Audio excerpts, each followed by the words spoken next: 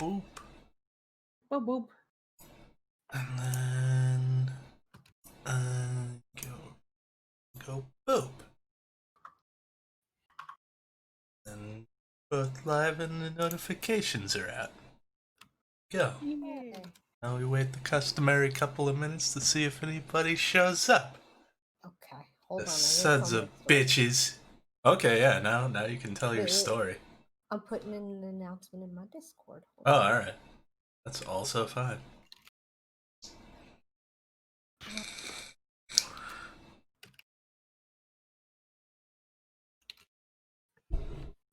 Oh shit!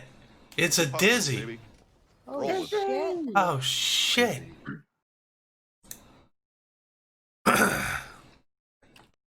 See, this is the byproduct of pressuring him into just agreeing to show up tonight. He's in here immediately. Yeah.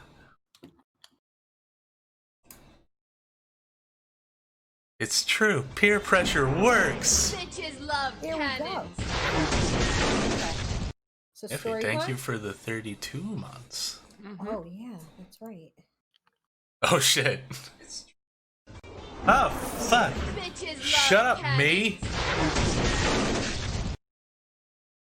Thank you for the 30 months. Yeah. Yeah. Getting all these freaking emotes. It's true, it's the only reason you're here. I know it. Anyway, Fish has a pre-show story. I do. Okay. Go. So Never is completely okay with me sharing this on stream. I asked him. But he and I were talking about gifts that Santa Claus was bringing, and I showed him the conversation Dizzy and I had about Santa Claus. And I said to him, yeah, he still needs to know if Becca wants garden paws since she hasn't been on stream for a year and 4 months. And he's bugging her now, but it's like 1 a.m. there. And he goes, I've also been eyeing those subscription boxes, which are so popular these days. So I naturally thought he meant by eyeing them that he was into getting one.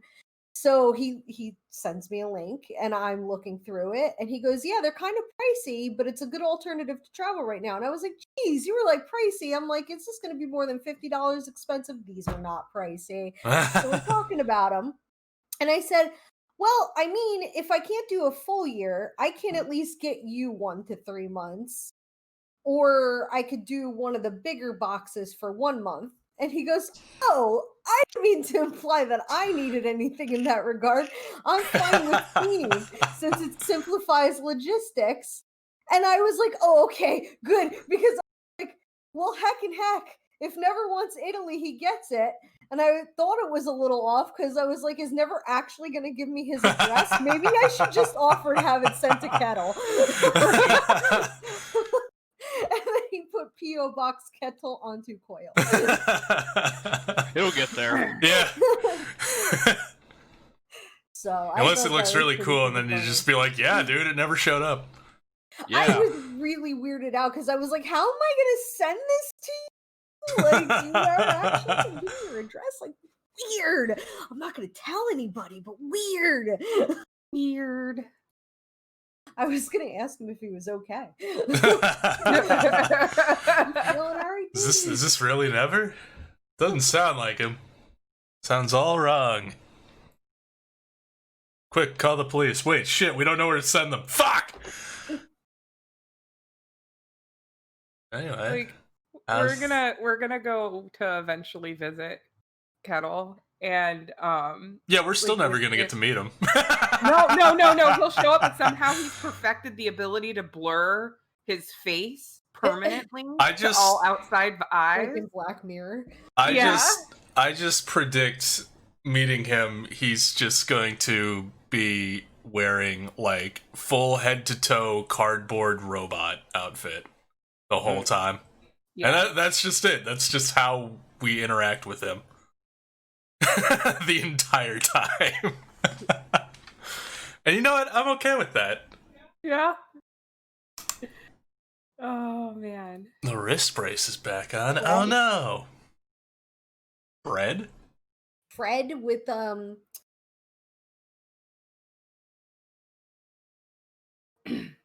What? Hold on.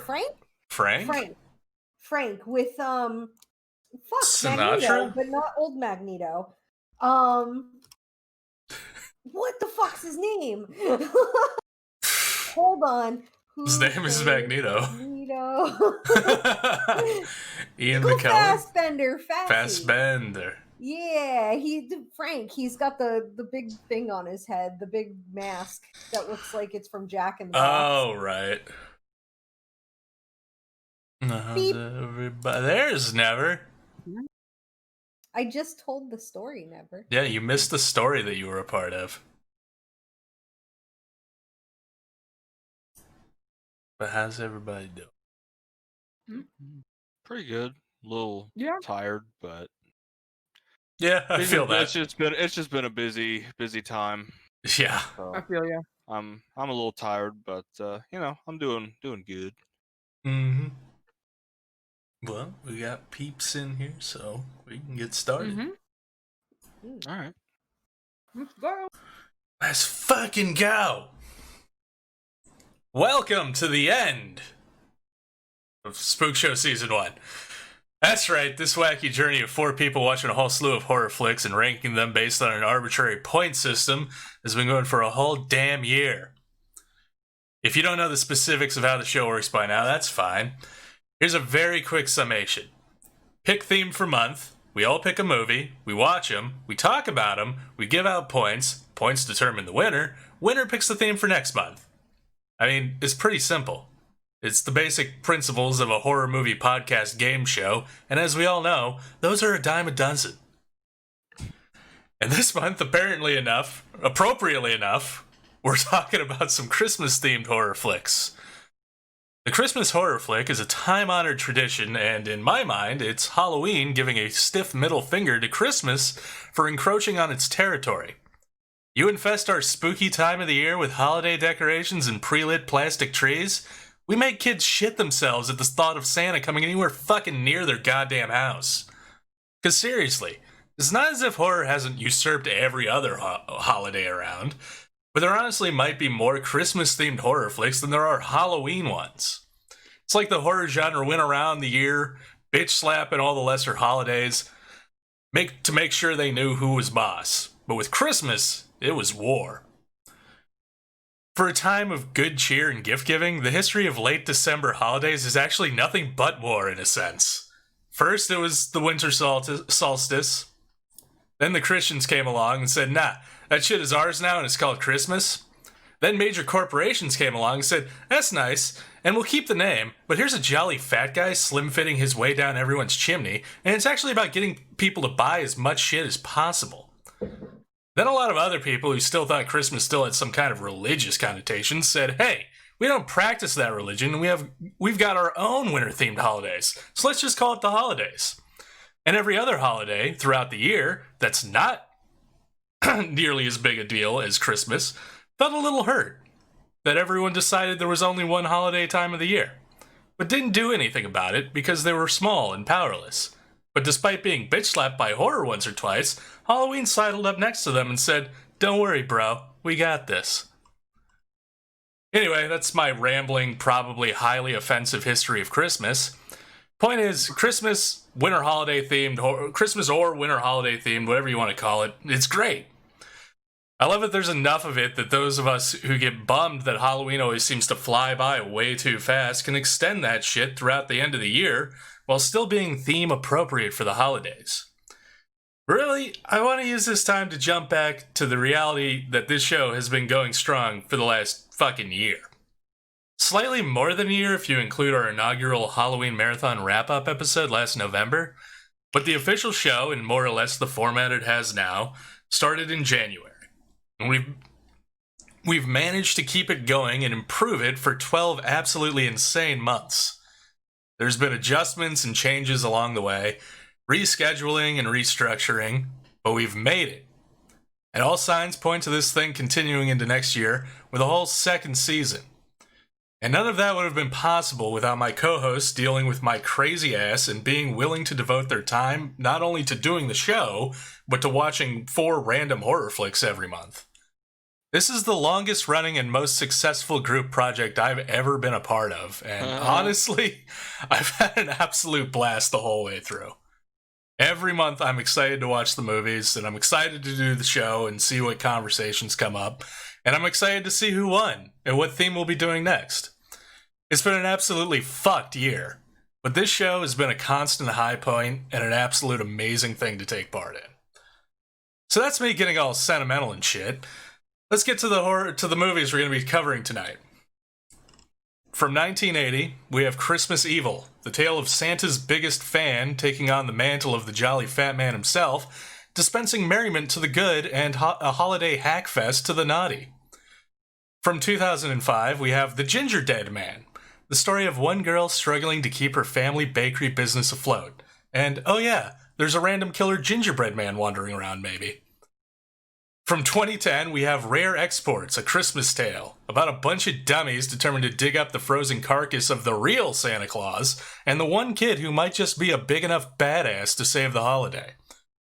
And from 2015, we have Krampus, the familiar story of an extended family getting together to share some eggnog and do everything they can not to murder each other before Christmas Day, only to then be besieged by the ultimate anti-Santa and his devious band of critters who've decided they've all been too naughty to have a happy new year. So dunk some extra whiskey in the eggnog and try to ignore that six-limbed monster wiggling the mistletoe over your head, because we're talking Christmas horror tonight. We in, motherfuckers. Also, aw. I had to get sappy. Yeah. Because it's kind of a big deal. That you guys have stuck with this for an entire fucking year. Fun. Oh, so I guess now is not time. Oh yeah, no, yeah, by all means. Are you kidding me? I like every month I just wait for one or more of you to hit me with a message in the DMs like, yeah, I'm really not into it anymore and I don't want to do it anymore. Every fucking month I wait for it and I dread it.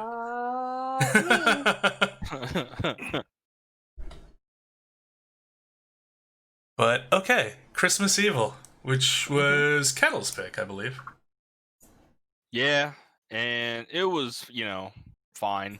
I really just picked it because it was on a list of just like, oh, holiday horror movies. I was like, oh, I'd never heard of this. Yeah. And it turned out to be okay, but it was definitely one of those. I don't know. It was just the way I can't remember his damn name, but the main guy. Yeah. And his just like, I don't know, his weirdness Henry and like or Harry. He's very Santa superfan #1. Yeah, and it's one of those. You see that happen like to your mom, and then at the beginning, and then it's like you just have like a weird Christmas fixation the rest of your life. Yeah, but I was like, Jesus Christ, kid, you just caught mommy getting head from Santa. It's no reason to fucking kill yourself. Yeah. Yeah. And yeah, I Caught Mommy fucking Santa Claus just didn't have the same marketability. Neither did I Caught Mommy receiving cunnilingus from Santa Claus. No, not really. No. Too many syllables. Yeah. But I did like it. It was at least a nice, a little bit of a like different twist on a killer, and by twist, I guess not a twist, but just like it was something new. I've never seen like anybody like be obsessed with like a holiday and be like, oh, this is why I must kill. Like, yeah, and even that, like, because there's buckets of like evil killer Santa movies out there. Mm-hmm. This one surprised me because, like, yeah, he kind of goes psycho and kills a few people, but the majority of the stuff he does is like actually being really nice. Yeah. Like, he's actually really, really, like, he brings the orphanage a bunch of toys. Like, he's mostly spreading cheer and joy, and then occasionally he'll go on a kill crazy rampage. Yeah. Yeah, anti-hero Santa. Yeah, it was kind of anti-hero Santa, because, like, all the people he kills, it's like, they're all, like, kind of scumbags, and it's like, yeah, no, they kind of deserved it, I guess. Maybe? I don't know. You just don't understand his passion for the toys.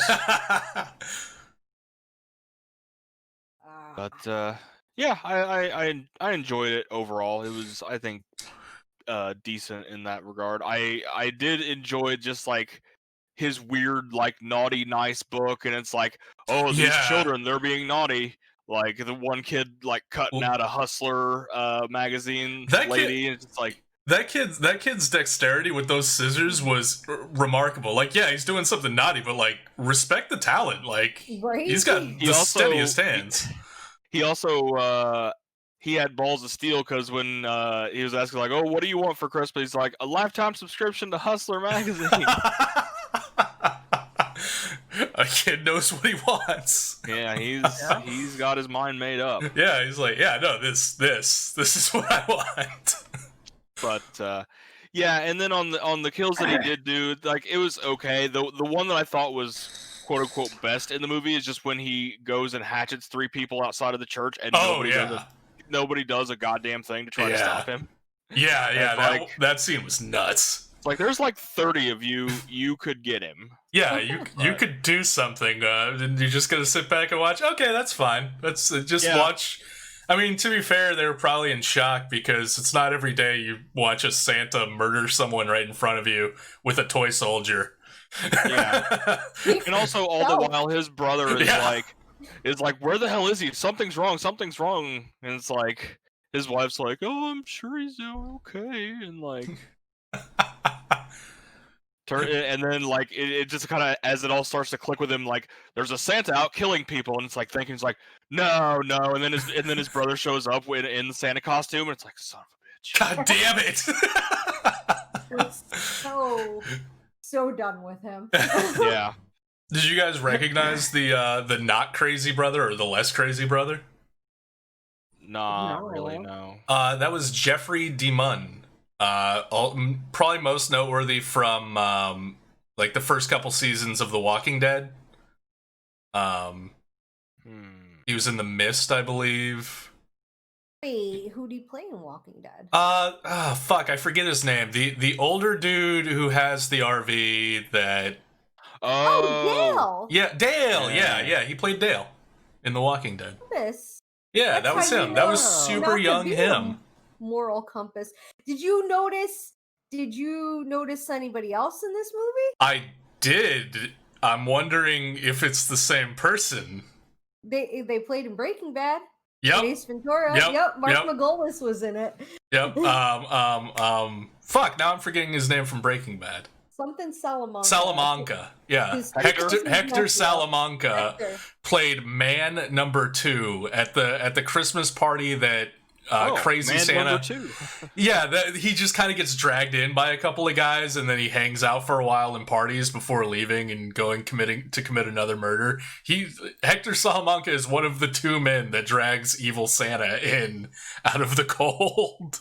Gotcha. I caught a glimpse of him. I'm like, is that fucking Salamanca? And I looked it up. Yeah, I did not notice that at all. I looked it up. Yep, that's Hector Salamanca. He's had that cigar smoker's voice for like ever. Yeah. But yeah, I had the same reaction. I was like, was that him? And then it was. But yeah, the Naughty or Nice books, like I didn't do it, but I absolutely want to go back to this movie at some point and pause on the pages to see all the weird shit he wrote about these kids. Oh yeah, it was something. Like, I gotta believe there was like probably the crew slipped some gold in there somewhere, some like absolutely just insane shit in there. Yeah. Otherwise, they missed an opportunity. Did anybody else throw their hands in the air when the car just magically flew? Anybody? Because you witnessed that, Boone. Yeah, I saw that. I saw that happen, and I was like, "Well, I guess that's one way to end the movie." Yeah, you didn't know what movie, like, I didn't expect that. Yeah, did not see that ending coming. No, he just goes to the moon.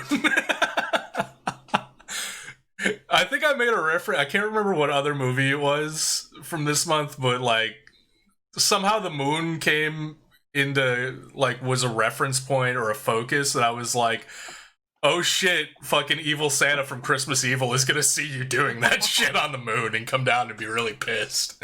I don't know. We'll find it. It's somewhere in the notes. I'll find it. It was like Grease.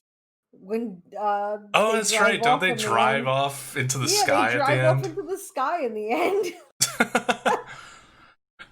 end. For some reason, when he's given the speech about the company making quality toys, I was like, I want to see this like same quality toy speech, but adjusted for a sex toy manufacturer. For some reason, I just thought that would be like a hilarious little bit.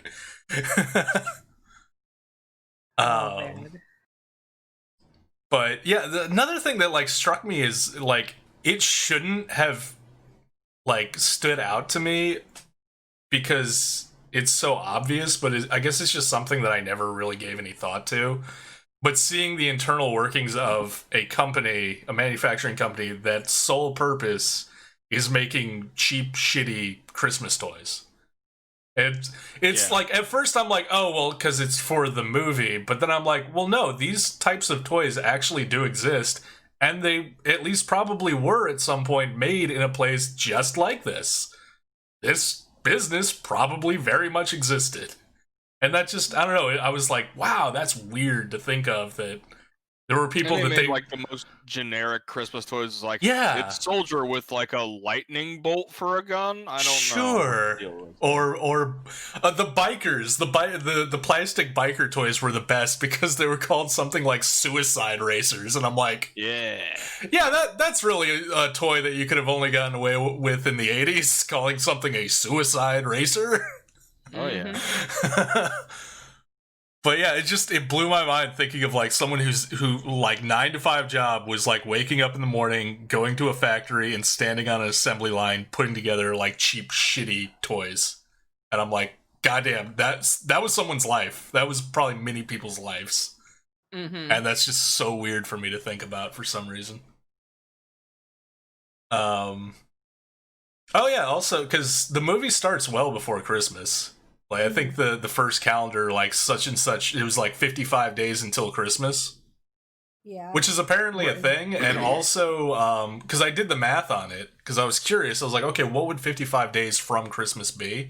It's October 30th. Mm-hmm. Which means that the start of this movie, it's actually a Halloween horror movie. Oh, and also a Thanksgiving horror movie, and also a Christmas horror movie. Like, it runs that 2-month span. So good job, Kettle. Yeah. Not only festive for the month, but festive for the quarter. Yeah, the whole quarter. Hey. Covered everything. One of my notes was that I was pretty thankful for being able to completely select the music I want to listen to all year round now.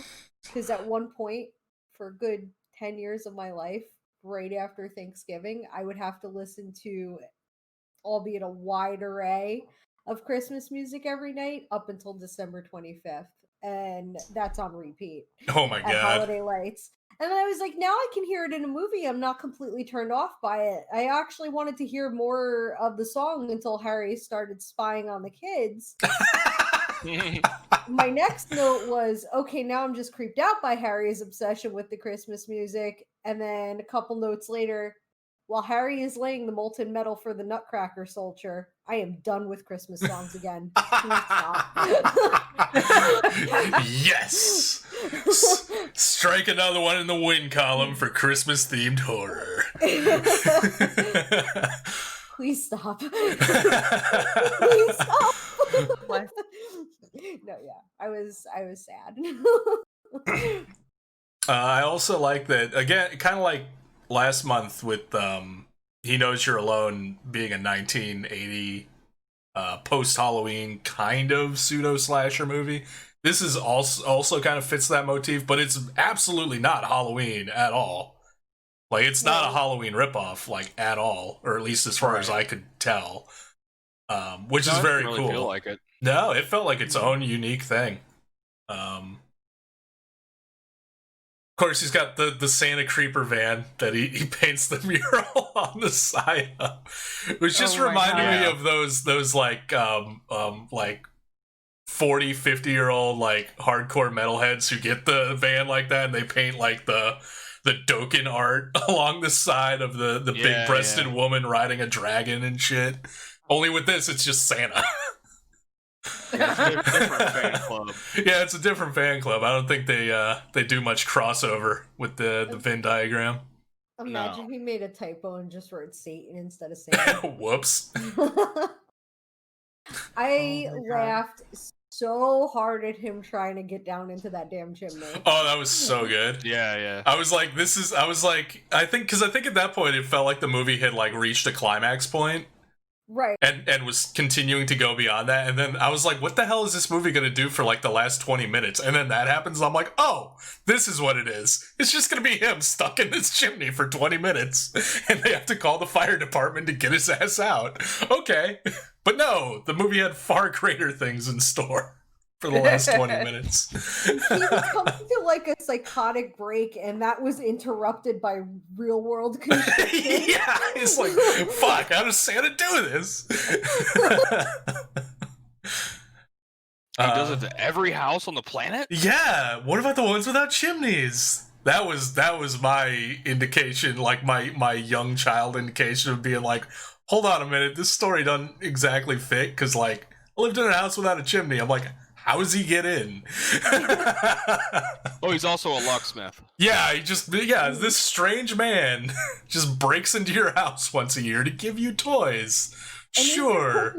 Yeah, and you're supposed to just like love him and give him cookies and sit on his lap. Mm-hmm. Want to know what my first indication was? My dad told me that Santa didn't want milk that year. He just wanted a bottle of Bud Light. Listen, the reindeer drive themselves. Santa needs a buzz. Oh, man. I left out a bottle of, or I said Bud Light. I meant Budweiser. My dad doesn't drink Bud Light. I left that out, and I left him out a bowl of crackers and like a party mix. At one point, I guess Harry mentions to the kid he wished he was super magic. Not just regular magic. Regular magic is for little bitches. Magic. He wants to be super magic. Because then he can fit down chimneys. Oh yeah, and then that weird moment when he puts hand and lip prints in mud on the side of the bad kid's house. Yeah. What the fuck was that about? Teach you a lesson. I'm gonna cover myself in mud and kiss your house. Yeah. Like the whole. No, go on. He was just like he was a pedophile. I feel kind of, but not real. Like the movie didn't go in that direction. It didn't, but it heavily insinuated. There's definitely. I don't like. You can definitely see that through a certain lens. But honestly, everything in the movie, it just seemed like he was genuinely just like kind of living the Santa life. Like it seemed pure. Yeah, by giving the toys to that hospital. Yeah, it seemed pure. Like it didn't seem like he wanted to do anything. Like he wanted to do harmful things to the bad children. I'm not. Did I miss the resolution of what happened with the bad kid? Because the last I saw in anything relating to that was he left a big old bulging sack of something on their doorstep, and it was addressed to the mother. And did we see anything resolved from that? I can't recall. I don't think so. Like, I don't remember. Because I was like, what the fuck? Like, is he gonna actually kill a child in this? Like, what the fuck? But they just he left some random sack in front of their door. We don't know what's in it. And then we never see what happens from that. Bless you. But aside from that, like, the spying on the kids thing, that's just fucking creepy. But again, that's what we're told Santa fucking does. I know. That's why Santa's a creepy fucking story. Yeah, the Santa story is actually fucking terrifying. Like, but aside from let a stranger into our house, and praise him for it. And what a good jolly man. Yeah.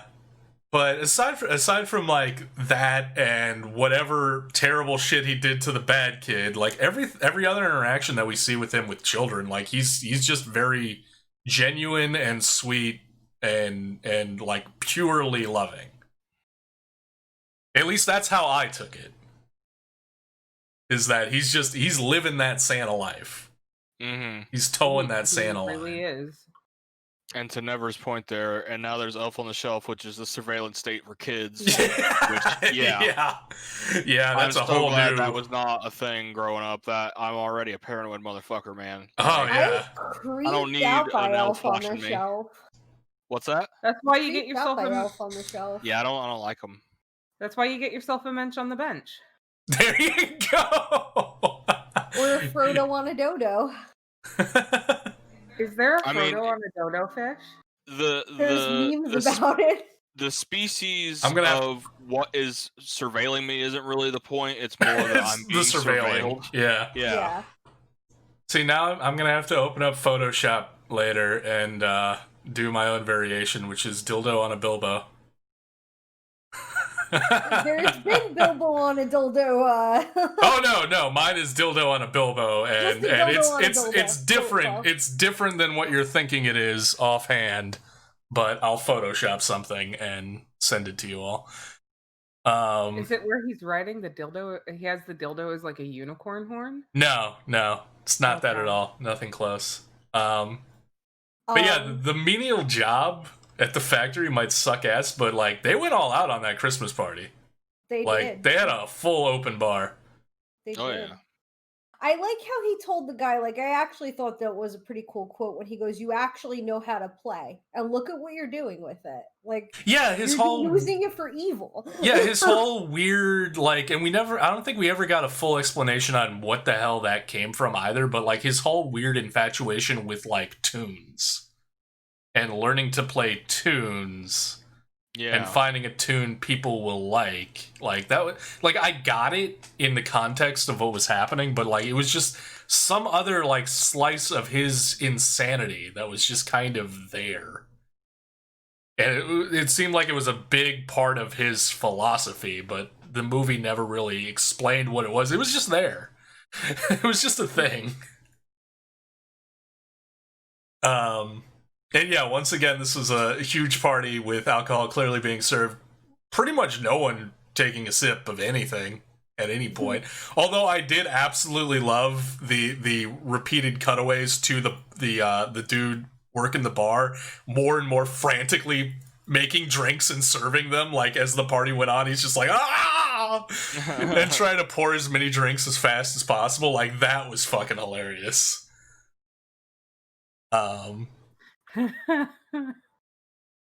Random, like, another example of how fucking crazy my visual memory is.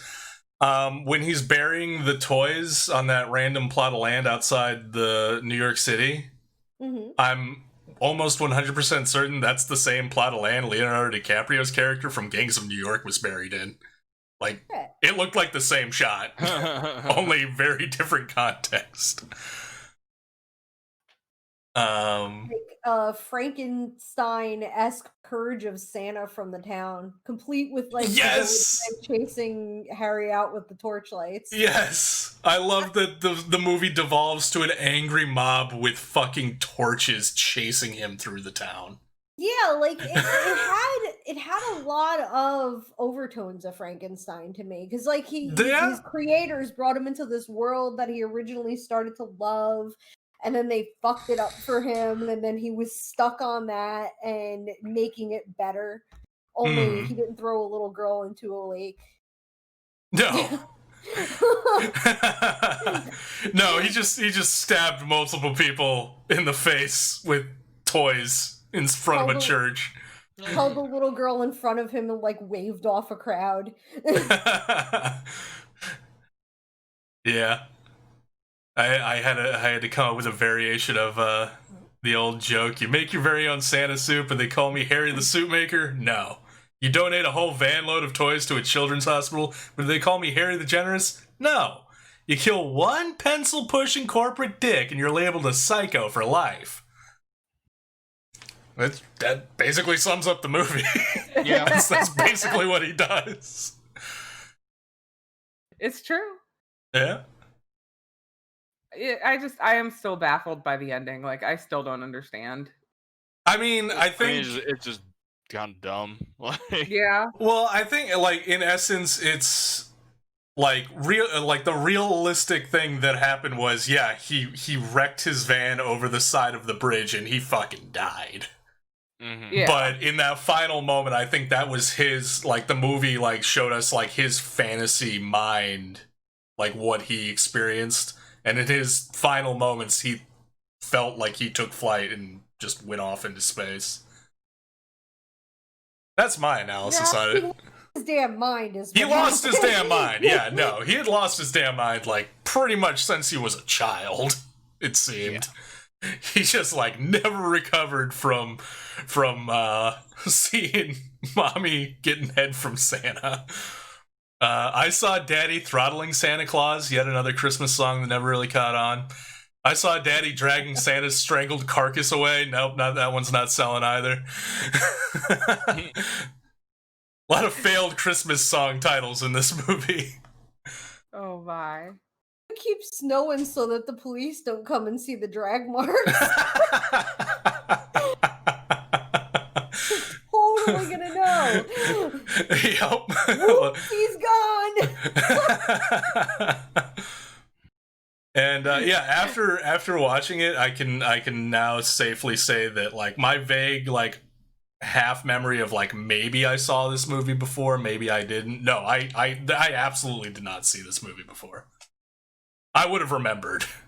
There's so many things in this movie that I would have remembered, at least vaguely, and I the whole way through I was just like, I have no memory of this. So yeah, well, a month of 4 movies that I've never seen before. It's pretty sweet. Right. You were waiting for that all year long. Yeah, and it just kind of magically happened at the end of the year. It's a Christmas miracle. It is. Thanks, Santa. You're welcome. Oh shit, he's in the house. Fuck. The jingle bells are coming from inside the house. I'ma get you. Anybody got anything else for Christmas Evil? No, other than that, it was a trip. Oh shit! I will say that for sure. It was a trip. A motherfucking trip. It was vastly different than I expected it to be. Yeah, and it did not get any categories from me. It was a fine movie, but not great. Right. See, I just different enough to be interesting, though. Yeah, and apparently this was the one where I was like, was so different for me that I actually wound up liking it way more than I thought I would. So yeah, it got favorite kill from me just because the toy soldier kill in front of the church was just so batshit insane. Favorite story just because it is so unique and weird, and the fact that like it's the sort of movie that you would expect there to be a scene where he, like at that party that he gets dragged into, they would be having a good time until someone inevitably does something naughty right in front of him, and then he just snaps and starts killing people. No, it never had, like, all the good deeds he just does them, and it's fine. Which is weird. It's weird for a movie like this to see that, but very cool. I gave it favorite poster because I really liked that poster. And I gave it most entertaining because it was just batshit insane, and I love me some batshit insane insanity. Mm-hmm. So yeah. Hold on, I'm pulling mine up. I thought I pulled it up, but I did not. Yeah, I also didn't. I was like, oh shit, where is it? I had to pull it up really quick. Oh no. Oh no! It's gone forever. There we go. Okay.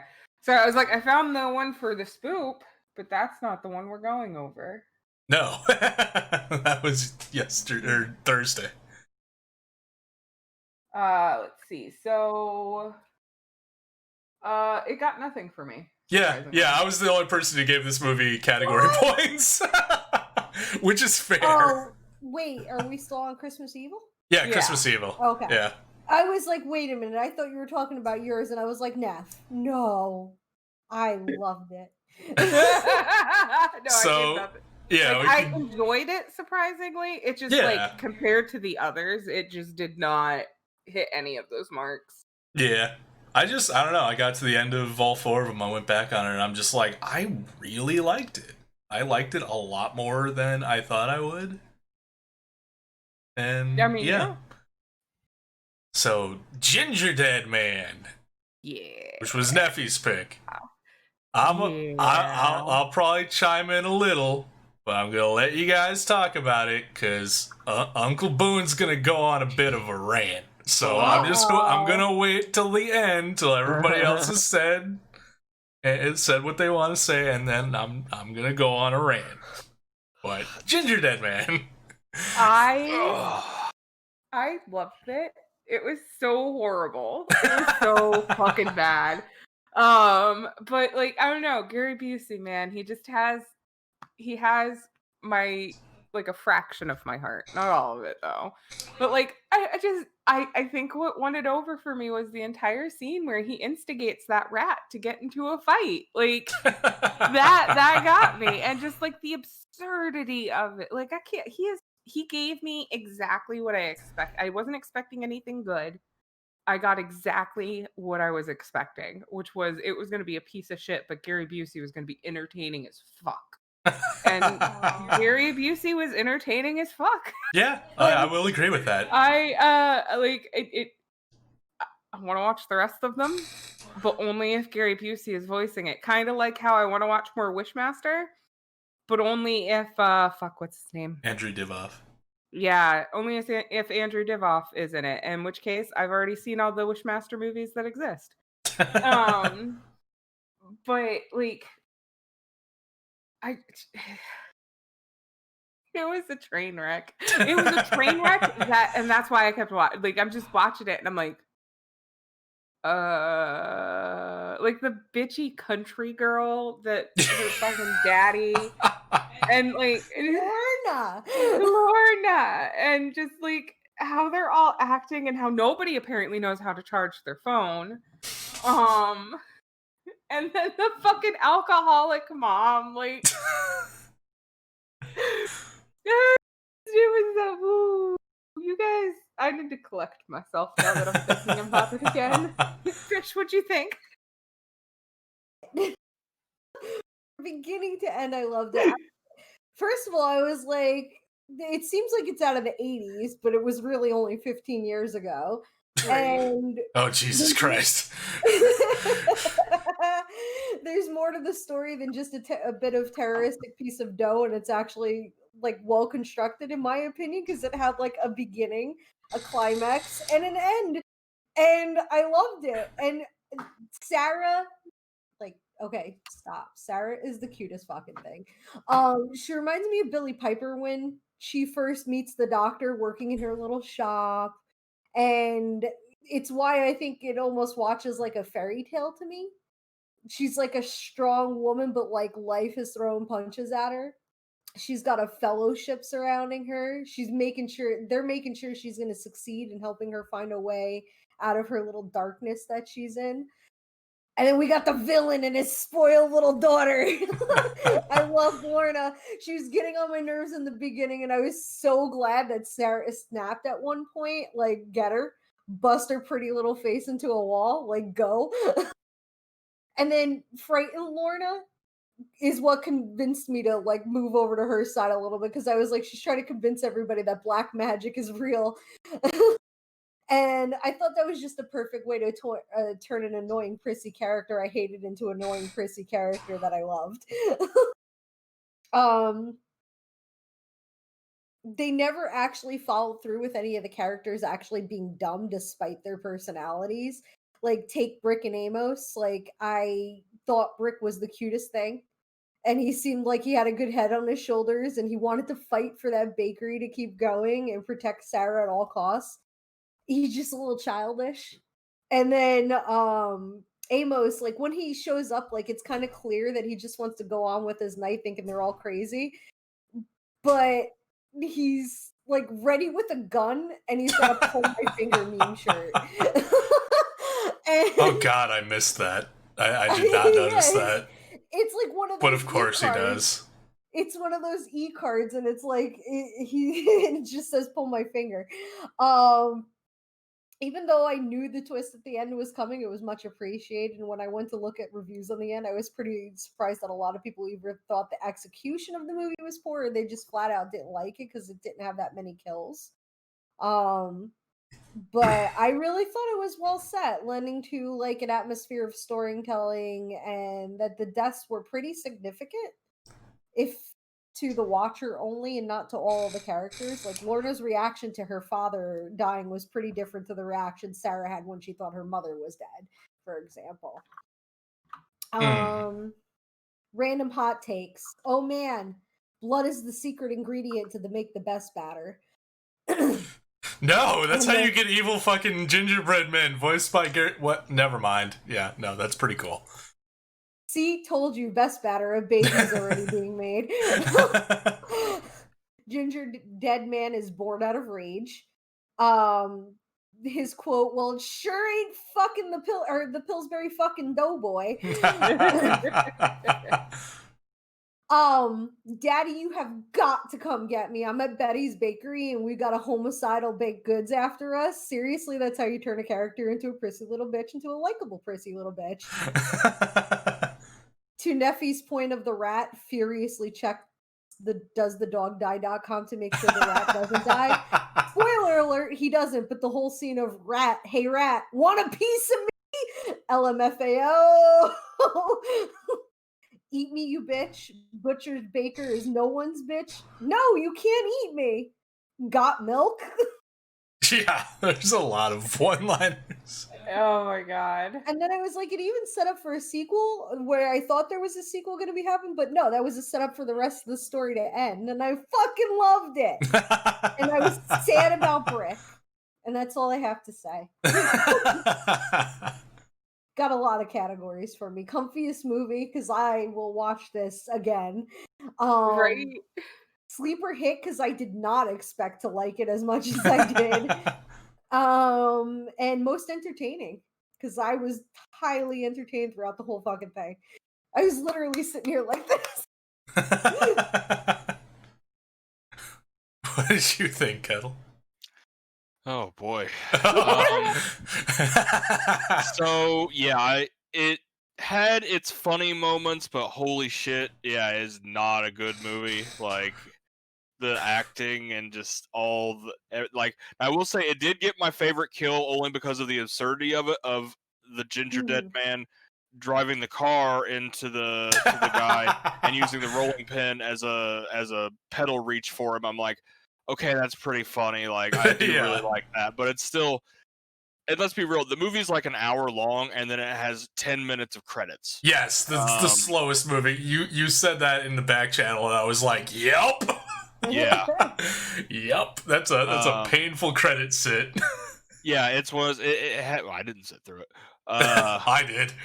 I just skipped forward. I was like, "Is there anything at the end of this?" No. Okay. No, that's totally fair. I don't know. I'm weird. Yeah. I'm like, I gotta sit through the entire credits. No, I gotcha. Me too. But yeah, it definitely has like its funny moments and everything. But I had a lot of moments of just groaning. of just like, oh, really? Like. But I did enjoy the whole creation process of the Gingerdead Man, because like not only like bleed in there, but it was like, oh, you got like the cursed gingerbread seasoning that just gets left at the door. It's like, oh, this must have been with the order, but we left it outside. Like, would you not check it? Maybe check your order log. Did you order more gingerbread seasoning? Yeah. Also, I'm pretty sure that gingerbread seasoning was just straight up Gary Busey's ashes. I feel like it was heavily implied through the movie that was what the seasoning was. It was just his ashes. And I liked the whole when the guys offering to buy their place, like, I'll give you $50,000. Like, you could have a good life with that. Like, dude sitting there talking like $50K is gonna last them for the rest of their lives. Right. It's like that's like an offer you can't pass up. And it's like, if they actually own that factory, $50K is a low ball. Like, get out of here, Tex. Like, it got favorite kill for me too. And then I did like the whole thing with the cell phones, and the thing I had for that was like, oh, it's a phone that dies after one short phone call. It's very 2005 accurate. So because I had a phone at that time that would sometimes do that. It's like, oh, it's Mhm. full, and then you do something, dead. I had the Nokia brick, so like mine. Oh yeah, didn't- those things were Yeah, indestructible. they didn't do shit. They didn't die. They didn't run out of battery. Like Pretty sure that's those things still work. Yeah. probably. But yeah, let's see. Yeah, that's kind of most of my stuff. Like it's one of those like it's an entertaining enough watch. Like it's kind of one of those like, oh, like let's see what this is all about. But it's not one of those that is really going to stick with me. It's kind of be like, oh yeah, I remember seeing that. It's when the he kind of looks like a pile of poo sometimes, like the sentient pile of poo going around trying to kill people. Yeah. And with the drunk shop lady who thinks that seeing a rat means she needs to get out her shotgun, not the way to go. I mean, she's an alcoholic. What do you expect? Well, yeah, I suppose that's accurate. And also, I guess I'll say, and finally, Amos looks like a great value John Cena. Right? I looked him didn't up put to that see together. who the fuck he was, and it turns out he's just like this model dude. And I'm like, Oh, that's okay. yeah, he modeled for like Calvin Klein and stuff like that. And I'm like, fair enough. All right. I come back to sentient pile of poop. But That's the best thing to come back to. And for me, yeah, it won favorite kill. It did get most disturbing just because it was just fucking weird and bizarre, and it's like putting Gary Busey in a murderous cookie, so that's disturbing to me. And I gave it favorite music just because like there were times throughout it just felt like it was like a whimsical adventure, and I was like, this is kind of funny. Like the music did fit well at points where I'm like, okay, I see the comedic value in this. Yeah, it had it wasn't done by, I believe Richard Band usually does a lot of the music for full moon movies, which this is a full moon film. It wasn't him, but it's someone doing basically their approximation of Richard Band's music. Because that, like, I was about to be like, oh, sweet, I always love Richard Band's music, and then the credit pops up for who did the music. I don't remember who it was, but I'm like, exclusively not Richard Band. I'm like, oh, well, okay, they captured the vibe well. And yeah, his music is always a lot of fun. Or even his style of music is always a lot of fun. Yeah. But yeah, that's more or less my thoughts on it. So go ahead, Uncle Boone. Tell us what you think. Call you Uncle Boone. So I didn't go in with high expectations because it's called The Gingerdead Man. But after having watched like a couple of the Leprechaun movies and other stuff that is kind of just like not strictly speaking good but fun, that's kind of what I was expecting, something along those lines. I was very much disappointed. I love the Gingerdead Man concept. Gary Busey was great. All the stuff with him was great.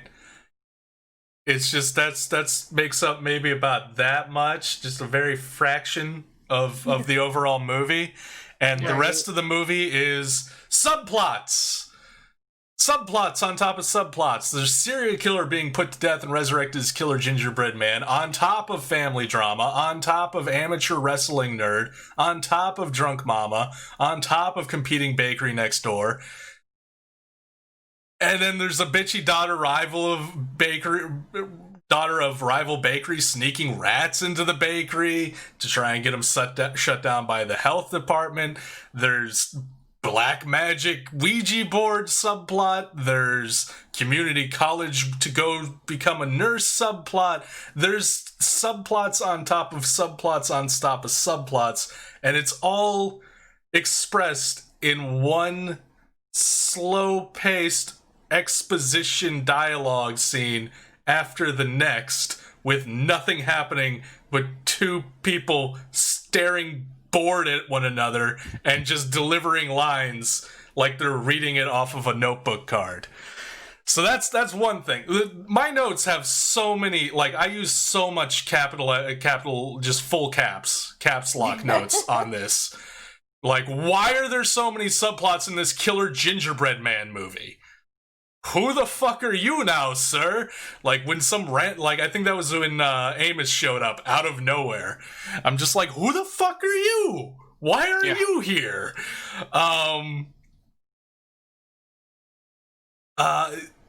The argument that it's a prank, like, he's convinced that it's all a prank, and then he's like, fuck this, I'm going to my car and getting my gun to blow away the person who I believe is pulling a prank on us. I'm like, that's an escalation. Like, do you still believe it's a prank? Because if that's the case, you're about to commit murder for a prank. That's a little extreme. And just the fact that, like, okay, just basic storytelling 101. Horror movies, it a lot of times revolves around a small cast of characters being contained in a cramped location and being under threat. Mm-hmm. If you're going to do that, you need to come up with a plausible reason why your characters are trapped there.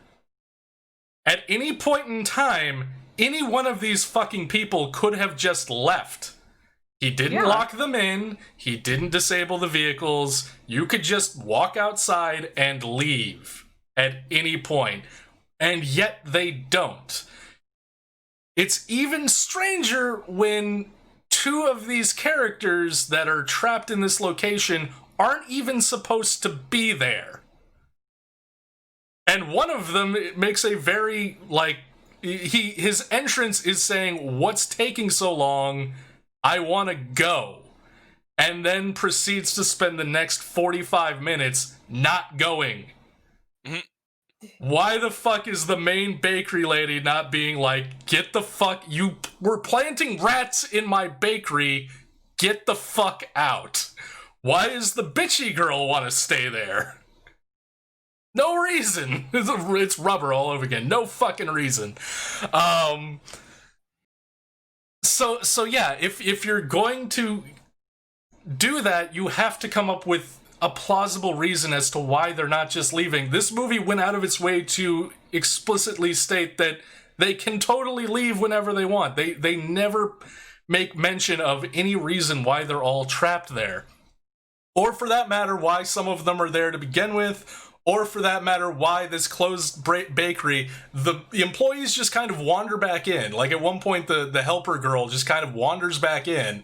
And it's like, isn't your shift over? Shouldn't you be at home? I mean, granted, it did lead to the scene of her being completely made up as a gingerbread girl, which was pretty cool. I'll grant you that. Also, Gary Busey was way more efficient at killing when he was human. As a Gingerdead Man, he killed, like, what, 2 people? Yeah. I mean, he's tiny. It's harder. Yeah, but I mean, at the same time, he commits some pretty crazy acts of strength. It's like Leprechaun or Chucky. Like, yeah, they small, but, like, they can do some damage. Here, he mostly just annoys them. Or bonks them on the head. Like, but yeah, no, just like that was a huge, like the mountains on top of mountains of subplots. Yeah. And slow exposition. Honestly, I was pretty sure the main girl was on Thorazine through most of the film. She looked like she was like not engaged at all, and also wasn't entirely sure what was happening through a lot of it. So, and like the rest of them were much better, but like to have like that level and then be like, okay, well, here's 2.5 pages of dialogue that you have to give. Like that just, it killed the momentum of the movie. It killed the fun and the entertaining aspect for me. And then it kept just reminding me, I'm just like, why are you here? Why? Just fucking leave. And like in the middle of everything, like, now's the perfect time to fucking reminisce about old birthdays. Yeah. Mm-hmm. In the gotta middle have that romance. Yeah, there's an established threat. You could leave at any point in time, but fuck that. Let's have a conversation about an old birthday party that we were at together, where we almost kissed. Oh, my one note on the Tex getting hit by the car was left and right were valid options, Shirley's. Because it's the classic, and I can't fault it that much because it's still very entertaining, but it's the classic, there's a moving vehicle headed right for you, destined to flatten you. You can go left or right, but instead you just go backwards, and it doesn't work out well. Yeah, and even when they do go outside, they just immediately go back in. like rich girl goes outside to find her dead dad, and she's like, well, I guess I'll just steal his jewelry and go back inside. Whatever. So yeah, there's just so many of my notes is just in all caps every few lines. Why is nobody leaving? Why is nobody leaving? I gathered from this review, you really loved the movie. No. It also had, like, this is a small, I guess, sin of the film, but like, how many fucking bullets did that gun have? Way more than it should have. And yeah, then the flash forward of like the bakery's doing fine and they're all happy and everything like that. I'm like, bullshit. They were all arrested, convicted, and executed for conspiracy murder because the only fucking people who died were the rival bakery people. And their story of, yeah, it was totally a possessed gingerbread man would not fly in court. No. They were all sentenced to death. That's how that movie really ended. And yeah, the end credit roll is so slow. And oh yeah, this came to me a little bit after the fact. This wasn't aside from it having a gingerbread man in it, this wasn't a Christmas movie. No, it wasn't. It was not a Christmas movie at all. He just happened to be a gingerbread man. Which is surprising, given that it's a killer gingerbread man. You'd figure it would have a Christmas theme to it. And nope. All the subplots, they skipped tying it in with Christmas. That's the one they decided, nah, it's too easy. Let's talk about how she wanted to train to be a nurse for like 5 minutes. That's way better a time investment. I mean, for sure. So yeah, no, was not a fan. I see. Let's see, did I give it anything? No, I did not give it anything. Like, I gave it 0. I award you 0 stars, and may God have mercy on your soul.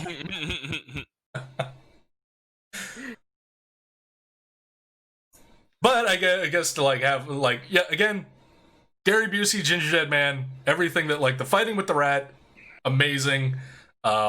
It's not the Pillsbury fucking dope. Yeah, anything that Gary Busey did in that movie, I was a huge fan of. And I wanted more of it. Like, I think that's why I got so irritated with the movie, because I'm like, you have such potential. Yeah. But you're giving me subplots and just... No. Stop it. Yeah, go do the thing that's good. You have the good thing right there. Go do more of that. Anyway, now that I've made Fish hate me. No, I just think you're wrong. That's fine. Yeah, that's fine. And I feel resolute in my opinions and my beliefs on that movie. Also, I'm very glad that you enjoyed it as much as you did. Sincerely. It was play, so I kind of like the slowness doesn't bother me because I like plays, and that's about a play pace. So anybody got anything else for Gingerdead Man? Nah. Alright then. Rare Exports A Christmas Tale. Can we do a halfway break? Oh yeah, that's right. Halfway break. Thank you. Yeah. Halfway break. We can do Simon's gotta go to the bathroom. He couldn't get comfy. So I'm spinning around there and just kind of like staring at you. Yeah, he was crying too a little bit, and I was like, Yeah. "Oh, you can calm down." Yeah. He does the special cry that only mommy can hear. All All right, right, I'll be so back. Yep. take a back quick in a break. few. Back in a few. Hang out and enjoy, everybody.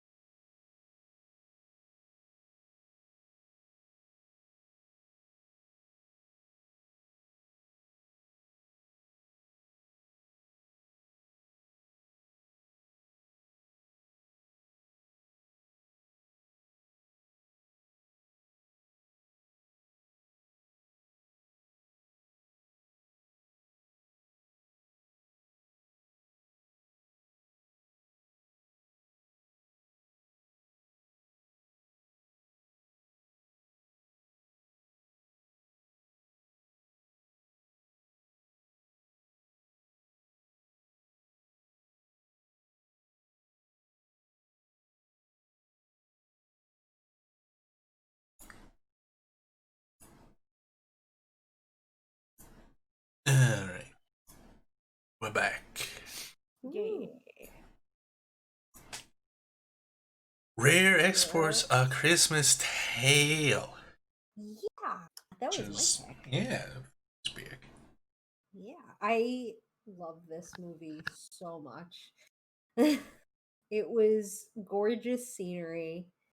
Like it won best story for me just because I love Pietro. Pietro? The kid. And yeah, the kid. Oh yeah, no, that kid is amazing. Oh god. And like I like it's creepy, and I think it got most disturbing movie for me too, because there were parts like with the elves, Mhm. like when they have the first elf, he turned to look at the kid in the same time that both the dad did and the other father did. Right. So like they didn't know he was alive. Right.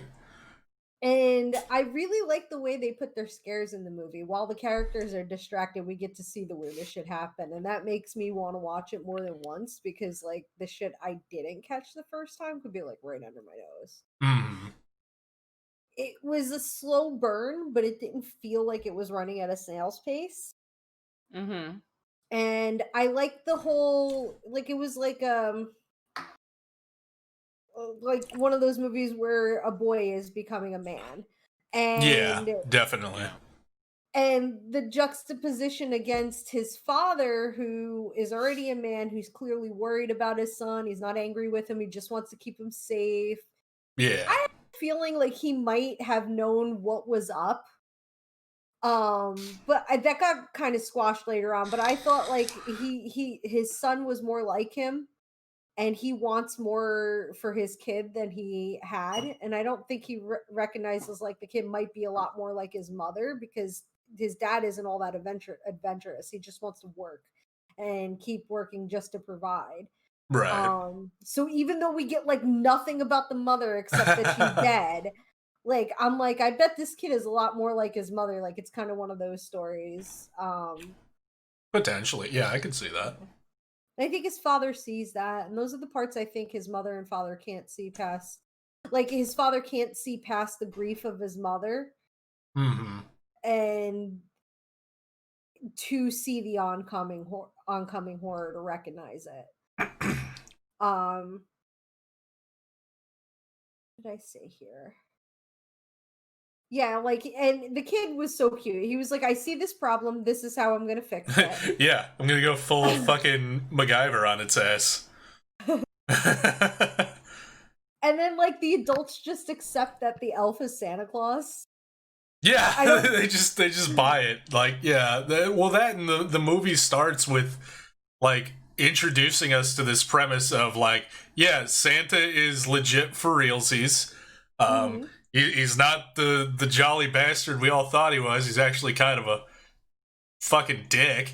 And many years ago, he was trapped and buried under a man-made mountain.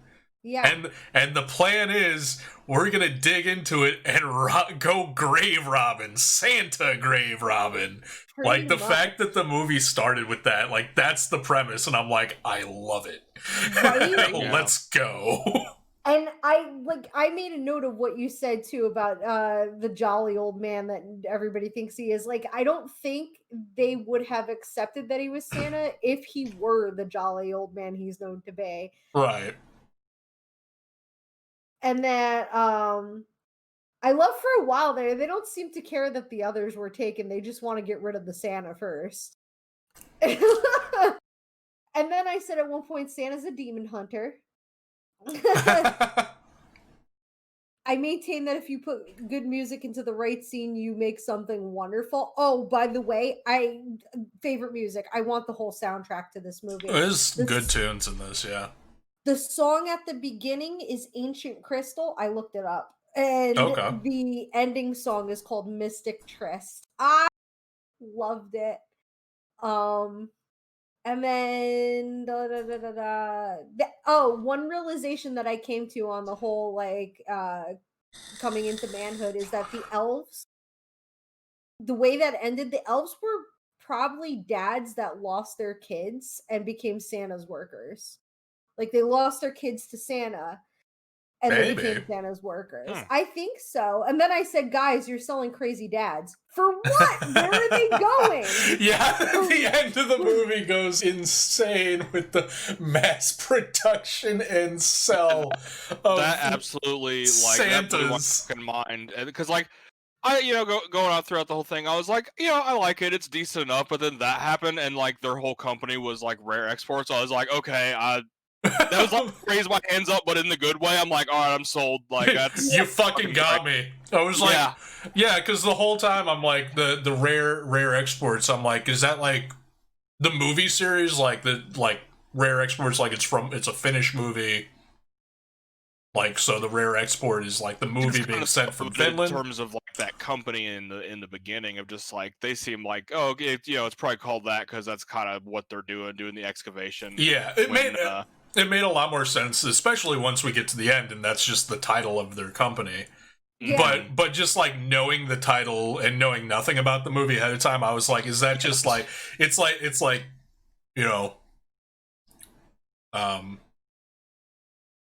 like New Line Extreme title of film. Yeah. Like I thought it was like something like that, which was it should have clued me in that like this is the only movie that I know of that has the Rare Exports in front of it.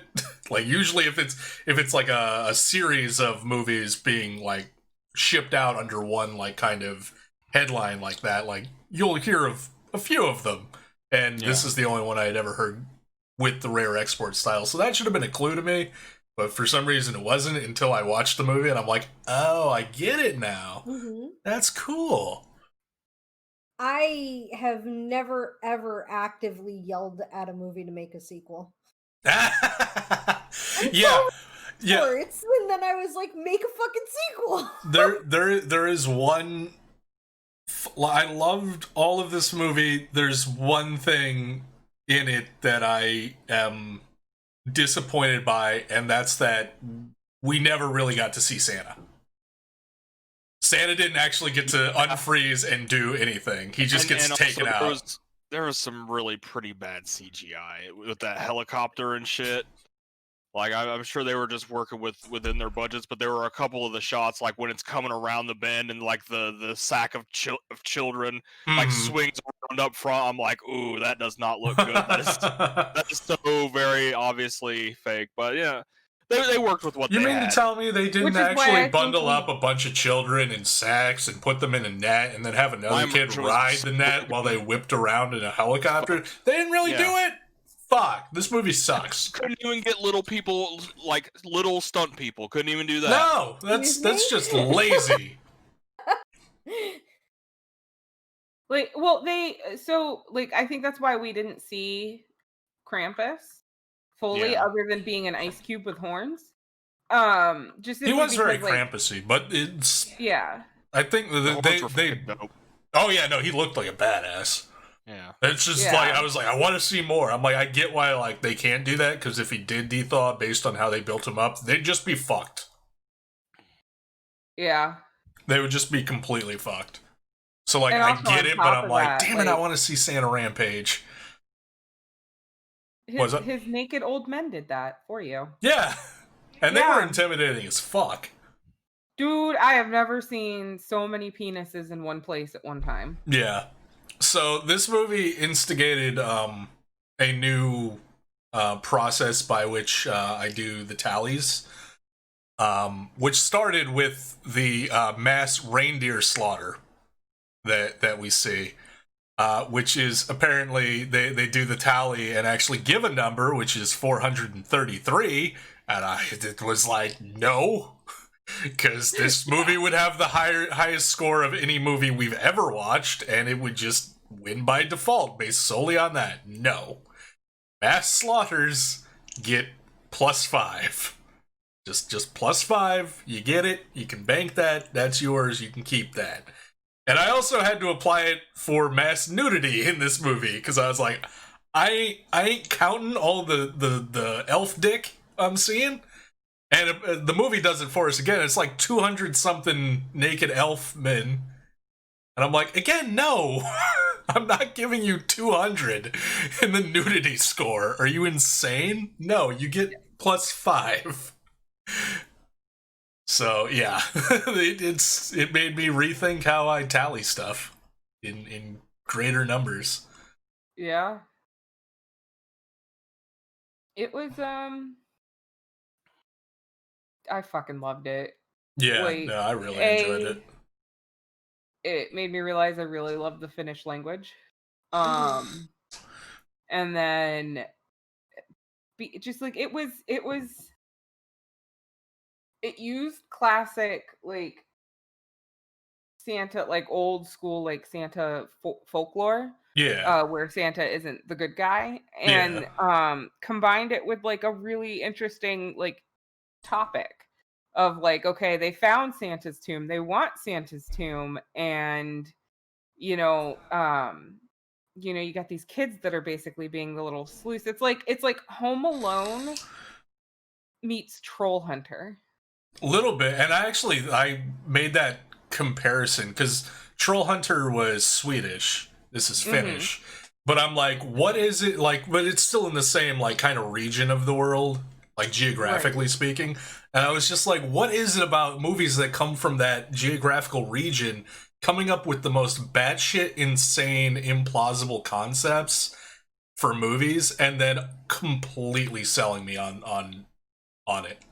Right? Like Troll Hunter being like, yeah, no, there's just a dude that goes around hunting 50-foot trolls in the woods.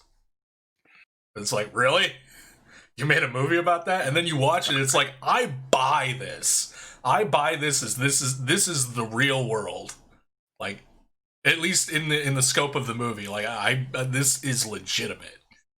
There was another thing that made me think about the elves being past dads is that they all have little boy dolls. And then at the end, like they give them like little dolls to care for. Yeah, I thought that was them training them to be Santas. No, because there's one part in the movie where the little like straw dolls. Yeah, he's figuring out who the heck the elves are, like the kid is, and they have like little log dolls. So the little straw dolls that they give them at the end are like replacements. Oh, okay. So that's what made me realize, like, oh hey, these might have been dads that lost their kids to, and I'm not gonna call him Santa because I think he was Krampus.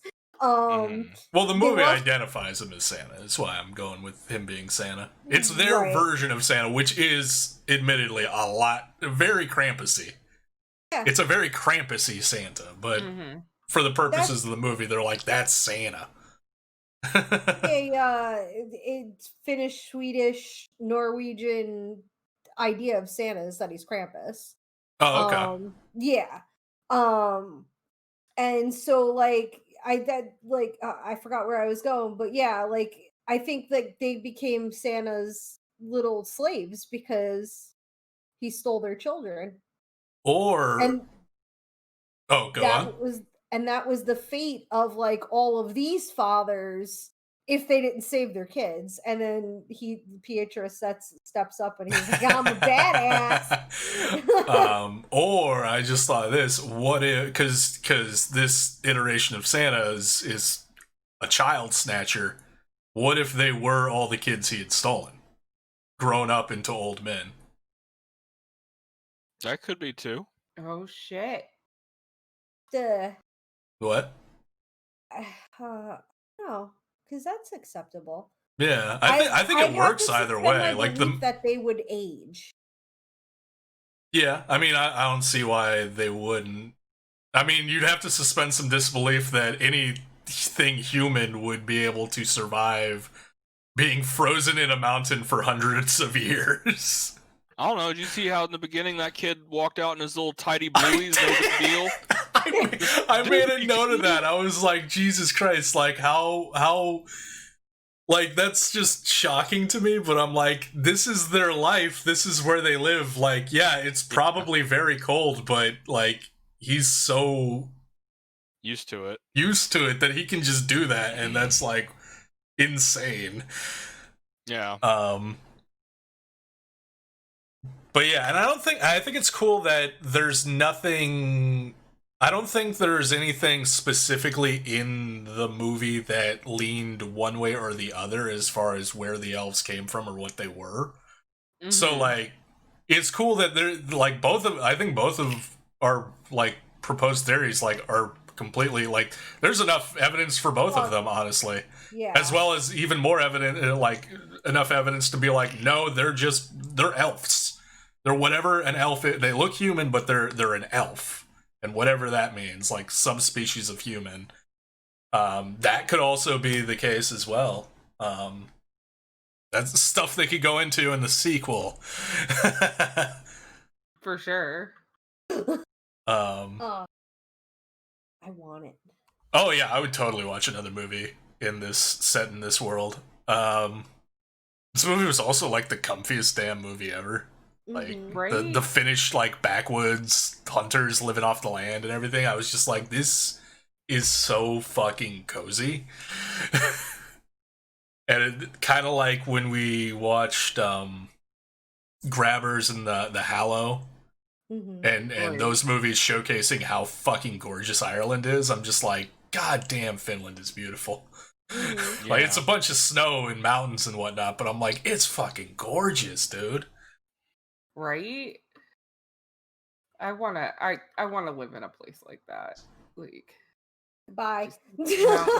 no, I'll get a vacation home. Okay?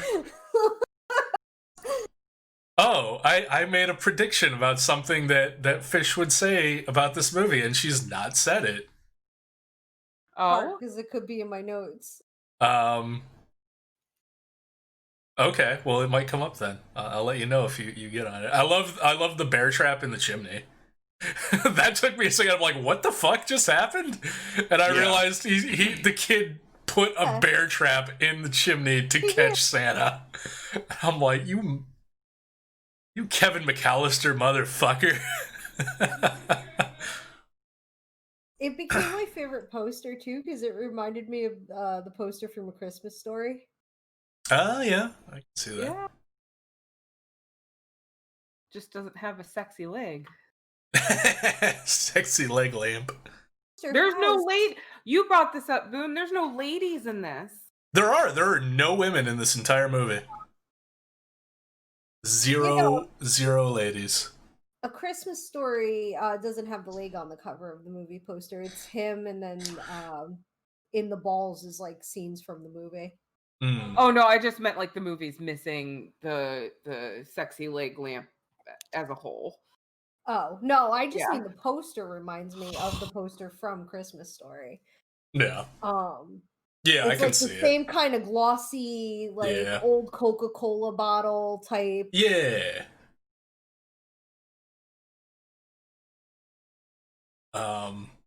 I also love that this is a world where Santa totally exists. He's super evil, and also there's some secret, also probably evil company that wants him. And then it's run by Bob Odenkirk's great uncle, right? And then these random Finnish guys are just gonna get lucky and claim a bounty on Santa Claus. Like that becomes the plot of the movie for a minute, where they just lock Santa in a cage. In a man-sized cage and just take him off to sell him off as a bounty. I'm like, this is glorious. Yeah, I had a note of like, it's not slavery if they're mythical creatures, probably. Yeah, sure, why not? It's fine. Good homes. I forgot how many was it like 50,000 vots? Or something like that? Or 85,000? I can't remember. I think it was like 80 or 90. 85,000. With 22% VAT. Yeah, 22% VAT, yeah. They were obsessed with the VAT calculations. Oh yeah, at one point when they're trying to do the negotiations and they're running into a language barrier issue, and I think the Bob Odenkirk's evil uncle is like, "Where are my men?" And they just respond with, "Yes, we are men. Let's do business." I love the dude, like, because the dude, not the one who had the butcher's not the main kid's dad. apron. Yeah. No, well, not the main kid's dad, but then there was another dude with them in the beginning too. But then the third guy came up, and that was the other kid's dad. Right, yeah. The Pietro's friend. The dude who spoke some English. I loved him. He was my favorite. He was so good. Honestly, like, everyone in this was so good. Like, the little, like, yeah, we are men, let's do business. Like, the little inflections of humor throughout this were very good. I love the because they introduced the fact that a bunch of radiators and like heating irons and whatnot have been stolen, along with a bunch of potato sacks, and I'm like that threw me for a loop for a minute, because I'm like, okay, the sacks I get, Santa sacks, there's a connection there. The radiators, I was like, what the fuck? And then the payoff for that, of it's like, oh, that's not Santa. Santa's in the barn, still frozen, and they got all the radiators like jacked up to thaw him out. I was like, that's amazing. Oh, they blew him up. They nuke his ass, yeah. And yeah, at that point, yeah, I love how for the majority of the movie, the main kid basically just gets sidelined and told to shut the fuck up and stop getting into trouble, until they finally find Santa frozen in the barn. And then it just turns on a dime, and suddenly that kid becomes the ultimate badass. He's just like leader role. He's just like, I've got a plan. Get the helicopter. Start mounting sticks of dynamite into Santa's frozen body. I love how fast they fucking did that too. Yeah. They were like, no wonder why they're so efficient. Mm-hmm. And when he goes, he pretty much realizes what he needs to do and let himself go off the the hero's helicopter. Sacrifice. Yeah. And the guy's like, no, you're not doing that. He's like, no, the fuck I am. Doing it because we gotta do it, or else everybody's gonna die. Yeah, I think my specific note for like the moment when he does that was just in all capital letters, Jesus fucking Christ, I love this kid. Yeah. Which immediately followed fiddlesticks. That man said fiddlesticks. I love that they sawed off Santa's horns before they blew him up. And they're just hauling off these giant ass horns. Yeah, like there's your fucking money right there. And don't lowball it like you did the first time. Yeah, right. Because like all they did was price product of production and distribution. So like no wonder why they were obsessed. Yeah. Yeah, no, and then they round up all the elves in the pen meant for the reindeer. Yeah, 198 was the final tally, and I'm like, I'm not giving you 198 nudity points. Absolutely not. No. You get 5. You're already good already. As it was out there, that might be the total number of dicks that were visible. Yeah. There were so many fully naked old men in this movie. So many. And I love it's over there. They're just like, yeah, whatever. Show all the old man dong you want. We don't care. Yeah. I also love that there's apparently just a known going rate for Santas in this universe. Mm-hmm. Like, they're like, what's the going rate for a Santa? And he just calculates that shit up. Like, oh, Santas? We're dealing with Santas now? Let me just carry the 2 and, yeah. 22% VAT? The businessman's trick of making shit up. Yeah. And then, yeah, they get a facility and start training them to be... I was like... What the fuck is happening? Is this where department store Santas come from in this world? Like, is this, like, who are they selling them to? Like, what the fuck? Like, so many questions.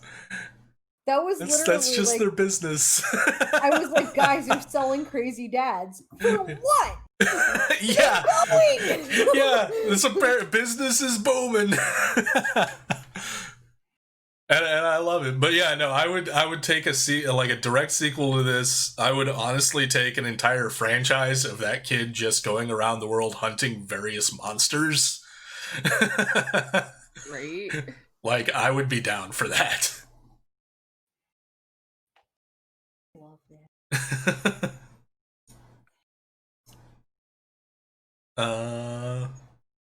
It got a few things. It got comfiest, sleeper hit, and favorite music. Because I really enjoyed the music in this as well. It was really good. It got favorite story and sleeper hit for me. Yeah, it got favorite story, comfiest movie, and most disturbing movie from me. And most disturbing because honestly, like it just Mm-hmm. so many penises. And just like for so me, it much got old most- man dick. But no, honestly, like why it got most disturbing is that scene that Fish was talking about how the in quotation marks Santa looked at the kid when he first saw him and like how he was looking at Yeah. him in the cage and like it was very creepy and Oh yeah. I felt like they were gonna touch him in his no zone. and I Oh didn't like dear. that. Yeah, Didn't no, like it at all. I was like, no, that thank you. that main elf Santa was just the most intimidating. Like, even like fully naked and beat to shit and impaled on spikes, the most intimidating motherfucker ever. Like, What? holy But shit. there was something about him. Like, see, I went the complete opposite. Like, I thought Harry from Christmas Evil was more pervy than these guys. Like, I didn't. There was something so intense and so also caring and nostalgic in their eyes. Like all I of them. saw. I I'm just gonna touch saw. you in I your was no just like, zone. I didn't see it that. was intimidating, but I was just like, aw, I'd give him a hug. He just wants a hug. No. And then I didn't. by the end, like all of that came out when they were like training them. Like it came out more physically, but like their facial expressions, like it hit me in the right way. I was like, that is actually something that's supposed to be imposing, but like I would take it and feed it and take it on walks and like I'd buy a Santa from them. Oh, so you're their market. Okay. Yes. I mean that should be obvious ever since the Scrubs grandpa kennel, how I actually want there to be a grandpa kennel so I can go out and feed them Werther's. You want candy? No, I didn't read any like I'm gonna touch you in the no spot vibes from it, but just straight up like intimidation. I was just like, that dude, like, he may be old and scrawny, but like he could rip a motherfucker in half, and he would do so quite happily. Like that's the intimidation factor I took from it, where it's just like, yeah, no, he's gonna fuck some shit up. Because look at what they did to the reindeer. I mean, like Moose, you really don't recognize how big reindeer are, but hey, I've seen a few in person, so like they're huge. Mm-hmm. They're like the size of large ponies, and like a lot of muscle, and like just they're related to moose too. So I mean, there you go. There's a lot of power and force. So for them to like rip them all apart, I was like, fuck. But at the same time, like I didn't think he wanted to do anything bad to the kid. I don't think he wanted to do anything. I think Santa was making him fucking Krampus. Some of them facial expressions, it just like when he got like that creepy semi smile with the intense eyes, I'm like, mm-mm. See that? I was like, yeah, it was intense, but I also was like, aw. Like, Fish, you don't don't accept be candy here? from strangers that look at you like that. I wouldn't No. accept candy from them. I give them the candy. Here, you need sugar. Well, you know what? There's sugar's nothing in the low. rules about giving candy to strangers. Right? Seems like a Hopefully loophole. they listen and don't take candy from strangers.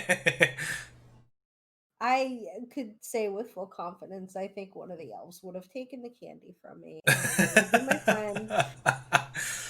Now you're just gonna write your own fan fiction sequel to this. I'd take him home. There'd be a little dog bed sleep on next to the little Christmas Oh dear tree. God. I'd give him pants at the very end. Come on, Santa's gotta be decent. Let's see, who didn't do categories? I feel like somebody did categories. So I did mine. Yeah, you did yours, I did mine. I did mine. Did you? Mm-hmm. I did it while I was doing the movie. I said it won favorite story, right, favorite yeah. poster, scariest. You jumped ahead. Yeah. Yeah, most disturbing. Well, I mean, like we have been weaving them in, so Yeah. it won a lot for me. Most disturbing simply because like it was definitely there were some very disturbing parts to it. Like I was not to say that I wasn't freaked out by him. I just wanted to hug him at the same time. I mean, I feel the same way about a lot of things. So that it for Rare X Sports. Mm-hmm. Yeah. Yep. Okay, so now I can officially say my prediction about a something that Fish would make comment of did not come to pass. What was it? I was absolutely certain you were going to say something about that one Santa elf's dirty ass feet. And you did not. I didn't. You know. But now that you bring it up, you're right. Now that you mention it. You're right. His feet were dirty. But here's the thing, too. They're in a very cold land, so I doubt that the parasites could survive. Oh, so it's okay if you're in Finland. You can have dirty Yeah. feet. Oh, all right. You I didn't know there were wash your rules and feet. specifications You to should probably wash your feet cleanliness. just anyway, but like if you're living in a cold land, that makes it hard for a lot of shit to survive, so it's a tough country. All right, Krampus, the final movie and my pick. And yeah, I enjoyed it. It was a good time. I probably pre-hyped it a bit in my own head just because this was done by the guy who made Trick or Treat. And that movie, in my opinion, like that was just like an instant Halloween classic. Mm-hmm. Like the first time I saw it, I'm like, this is just like a Halloween mainstay. So I was kind of hyping this up to be like that, but for Christmas. And I don't think it quite got there for me, but it took me pretty much the entire movie to kind of figure out like what he was actually doing. It also took me the majority of the movie to actually go look up and confirm like, yeah, no, this is a PG-13 film. Yeah. Which I kind of figured, but I wasn't sure until I looked it up. But yeah, no, this is totally a throwback to like horror PG-13 or PG even horror flicks like from the 80s. Because it's a pretty extreme PG-13. Like it's a PG-13 that's not afraid to like be pretty freaky and do some pretty crazy fucked up shit to people and be scary. And so once I figured that out, I appreciated it a lot more for what it was. But yeah, no, it's got a good visual style. It's got a good cast. Yeah, I love the cast. Yeah, the cat the main dude, I always forget his name. Adam Scott. Like I love Adam Scott. Yeah. So Toni Collette is great. And fuck the dude who played the brother-in-law, David Koechner. Okay, I'm not sure. Neither am I. But yeah, no, I really like him, and I like that because he typically plays characters similar to the one he played here, but they're usually a lot just full blown, completely obnoxious. And I liked that his character in this, like, he was obnoxious, but once stuff started happening, he kind of calmed down and showed that like he's a legitimate person that does fucking care about stuff. Like I appreciated that. Bunch of cool creature designs in this too. Like all the little critters and monsters. Oh yeah, I Ooh. loved all the effects. Yeah. Like, just throughout were great. Yeah. Mhm. Like Krampus himself is like intimidating as fuck. Like him jumping across the fucking housetops at the like kind of start of it. I was just like, holy shit, that's a monster. The I didn't SFX like was the great. doll angel thing. Nope. That was a big nope. Which means it was great. Yeah.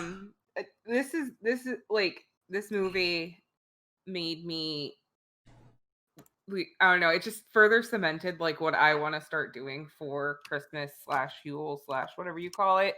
Oh, And I invite do over wanna- all the people in the family unit that we can't stand but have to for No, holiday no, obligations, no. and then It- drink in regards to, alcohol-infused like- eggnog until it all goes away and we get trapped in a snow globe. Yeah, I'm with you. No. That sounds like a blast. No. Let's In do regards it. to like having a very like starting to implement very old school like Krampus-y style traditions, you know, Killing 'cause, kids? like, no, Yes, there's of ways, course. like not Heavy mbison.gif, of course. like how to keep Krampus away and like just doing those little fun things. Which is like So exclusively not tearing up letters to Santa and throwing them out your... That was it! It was this movie! He tears up the letter to Santa and throws it out his window and it gets whisked up to the moon. I'm like, oh shit, Harry's gonna put that back together, read it, and get super pissed. This was the movie that tied back to like, Christmas Evil for me. You're supposed to like leave your shoes out for them so Krampus can fill it with treats if they've been nice, or a birch rod if they've been naughty, Or dog shit if you've been really naughty. right? And like just going back to like I don't know, like the more classic themed Christmas, in my opinion, like it's become too commercialized, and That's actually the old Saint Nick. That's what Yeah. he did. Yeah. yeah, and like I just like it, and I also just like this symbology of Krampus more so. I'm a very big fan, I guess, of figures with weird body parts. I don't know, because I also love Baphomet. So, like I don't know. It just it gave me like that little scent of like Christmas spirit, and it didn't have a happy ending. It didn't, it didn't have any. It just I don't know. It made me feel warm and fuzzy inside. Like not nearly as much as Rare Exports because that one was the comfy movie, but like I was just like I like this. Like people kind of got what they deserved, and Yeah. like I did love the whole thing at the end where it's like, wow, everything's so nice, and I'm sitting there watching. I'm like, I see that light filter on the fucking camera. Everything is going to be awful in like 2 minutes. Yeah, I wasn't sure where it was going when it got to that point. I'm like, oh, like this movie also threw me for a loop and readjusted how I tally stuff because I was going through the whole thing. I'm like, again, it's PG-13, so we see implied bad stuff happen to pretty much every character, but aside from the one delivery driver, we don't see any like actual corpses. So I was like, I don't know whether I count these as kills or not, because I had a feeling we were gonna get to a point where something was gonna happen and everything was gonna get undone, which didn't happen. But even so, I was like, yeah, we didn't see any of them actually. It made me classify it as, okay, for a kill to be counted, we have to either see a dead body or see someone like actually get killed on screen. Right. Promise not to hate me. I didn't like this movie at all. I was very middle of the road with it. Like there was a lot of stuff I really liked about it, and then there was other stuff that I was just like kind of meh about it. It got favored SFX for me. I liked the Omi and I liked the main kid. Right. And I mean, I like the cast. Like, I mean, they're cool. I like the cast. I've liked them in other movies and shows and stuff like that. But I was bored. So bored throughout the whole movie. I was just sitting here like, I wonder, like, it took them a minute to get there. Like, I literally have 3 notes on it. It took them a minute to get there, but I was wondering when the actual horror was going to come in, not the horror of family gatherings. And then suddenly we were telling the story in stop motion, and then the end pissed me off. I was so mad. I was so mad. I was like, it was just a fucking dream? That's bullshit! Wait, it wasn't all a dream. Then it wasn't. Yeah. Wasn't. They didn't discern, and either way, it pissed me off that No, they even did. insinuated that it might have been a dream. No, I mean they did the maybe it was all a dream ending, and then they pull out and they're all trapped in a snow globe on Krampus's shelf. Yeah. Like they're all Oh. damned to hell. You Like- can see where I checked out. Yeah, you Fuck this. Yeah, no, you missed the pivotal reveal where it's like, no, it wasn't all a dream. You're all basically in purgatory hell right now. Yeah, because towards the end they start having like all of them start having flashbacks. Yeah, I And, thought that uh, was just like an Right inkling. out of the gift there, yeah. Yeah. I thought that was just like an inkling of them remembering maybe what could have happened, and then I was just No, like, it was confirmed that's what did happen, and they're like, oh shit. well, we either all in way- hell. Either way, I felt like it was a sloppy cop out for me, so I'm not too into it. And also, there was a note actually, so I lied 4 notes that furiously checks doesthedogdie.com to make sure the bulldog didn't die. I was proud of that bulldog. Yeah, Was the, the dog bulldog. stuck in hell with them too? Yes. Yeah. Yeah, they all, and so was the baby. Like, yeah, no, they all went to hell. or Krampus's snow globe prison, like whatever you want to call it. But yeah, no, they all went to hell. That's that. Like, if it had just ended with the "it was all a dream, everything's happy and normal now," and the kid got his wish. Yeah, no, I would probably be much more upset with this movie. We're like, Yeah. fuck you. That's a cheap way to fucking get out of it. I still Like, think it was sloppy because I but- think, like, I feel like the story of Krampus, like, there should have been a lot more slaughter. Well, that was a repeated note that I had, was that I'm pretty sure if this movie was like a full bore R rating, I would have enjoyed it a lot more, because, like, yeah, no, the creatures looked awesome and I wanted to see them rip people apart. Yeah. But it's PG-13, so they can't get away with that. So at that point, I was like, okay, it's PG-13. You could show this to fucking kids, and it would freak them the fuck out. And that made me happy. That there's a modern horror film in the PG-13 spectrum that's legitimately fucking creepy. Or at least I could see it being legitimately fucking creepy and scary to someone in that age bracket. Like, that made me happy. It reminded me of a more diet Christmas Doctor Who episode. Like, I'm more creeped out by Daleks than I am those Daleks. But, like, oh, fuck, I forgot my thought. Whoops. I feel like, oh no, I was gonna ask you, like, for comparison's sakes, like, what was Halloween rated? The first Halloween. R. It was rated R. Yeah, oh yeah, okay. that was R. I just wanted to compare it in my head because I was like, Yeah. if that was PG-13, then No, I don't. We've gotten I don't more think strict. 1979. I don't think PG-13 existed back then. It was still just PG or R. It was stuff like Indiana Jones and the Temple of Doom was a contributing factor to the creation of PG-13. And another movie that I can't remember. But yeah, and even then, like in the like something like Monster Squad was like PG, and Okay, like so if that came The out today, Goonies would was you like still- PG. Would you still rate it an R, or would you rate it PG-13? Wait, what? Halloween. It would still be R. You would still call it R? Okay. Yeah, I'm pretty sure. Yeah, because it's got. It would be a softer R compared to what there is nowadays, but I think it would Yeah, still it would still necessitate the be. R. Okay. Yeah.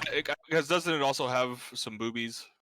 Yeah, and there was a time frame when PG-13 could get away with showing breasts. Yeah. But it was under very specific circumstances. Like I think, like they couldn't be on screen for a particularly long period of time, and also they would have to be presented in a non-sexual context. Okay. Well, then that helps. Let me wrap my mind around this being a PG-13. Yeah. Sorry. Which, yeah, in the case of Halloween, honestly, both of the nude scenes in Halloween are like post-sex. Like there is sex in the movie, and also pre-slaughter. So I think that would give the MPAA like, yeah, no, this is an R. Absolutely not.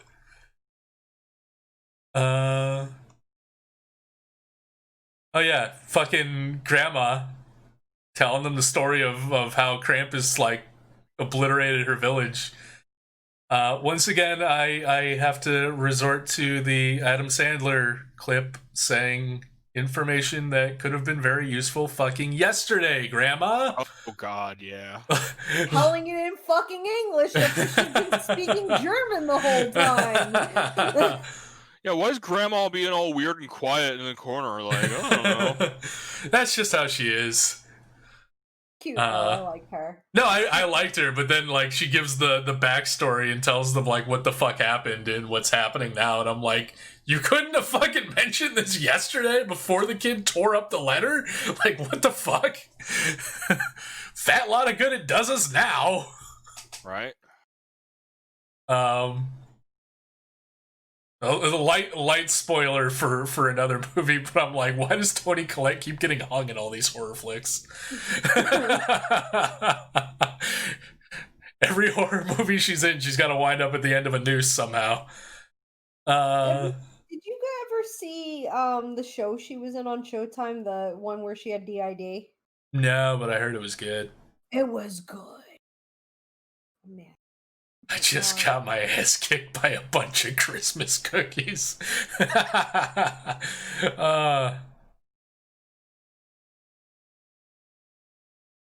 Yeah, once it got to like there was a period there where it was kind of slow, but it was kind of like I took it as kind of like it felt a little bit like Night of the Living Dead, only with a Christmas theme, which was kind of interesting.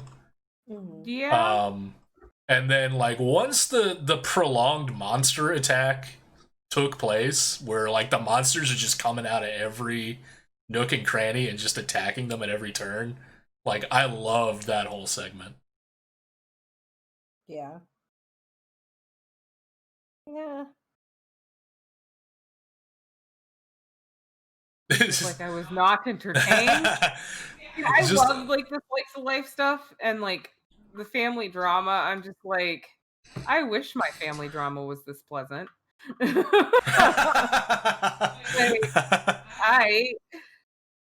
I thought Aunt Dorothy might be fun to hang out with. Right? Yeah, feeding the kids alcoholic eggnog. Yeah. It was like, come on, kids, I'm going to teach you how to make schnapps. There were so many quips from the family that like immediately set off buttons for me, because I would have been like, I would have told that bitch. Come on, Toni Collette, let's see some Jersey come out of you. Right. So many of my notes on this are just me like trying to determine whether or not things were deaths. That's like the majority of my notes on this. I do have one note that says, oh look, it's a hell sphincter.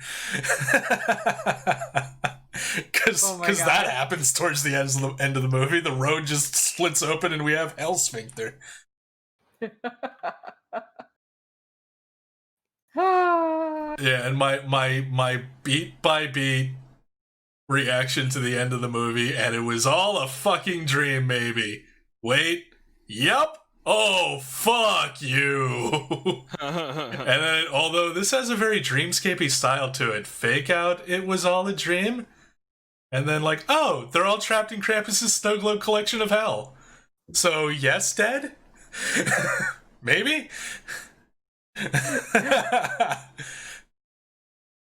Certainly not going anywhere for a while. No, yeah, they're in the snow globe. They can go outside, but not very far. They just clink against the glass. How long before they're all just gathered across in front of the glass, just tapping on it like, Krampus, can we go home now? We're sorry. Please. Please. It's very cold. I think, yeah, because Krampus got favorite SFX, got favorite music, and favorite poster and scariest movie for me because of the doll.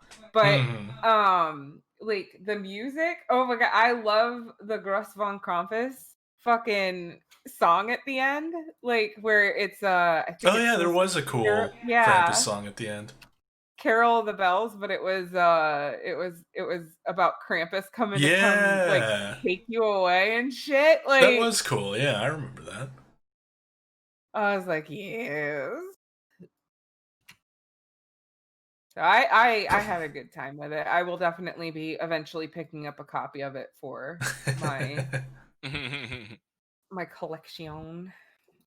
Yeah, I gave it scariest movie because of all of them, this one had like the most scary atmosphere and whatnot, I thought. And just like even without anything happening, but just like walking through suburbia and it's transformed into this like completely deserted, frozen hellscape. Like just something about that was just very surreal and creepy to me. Mm-hmm. Yeah. And favorite special effects, I gave it as well.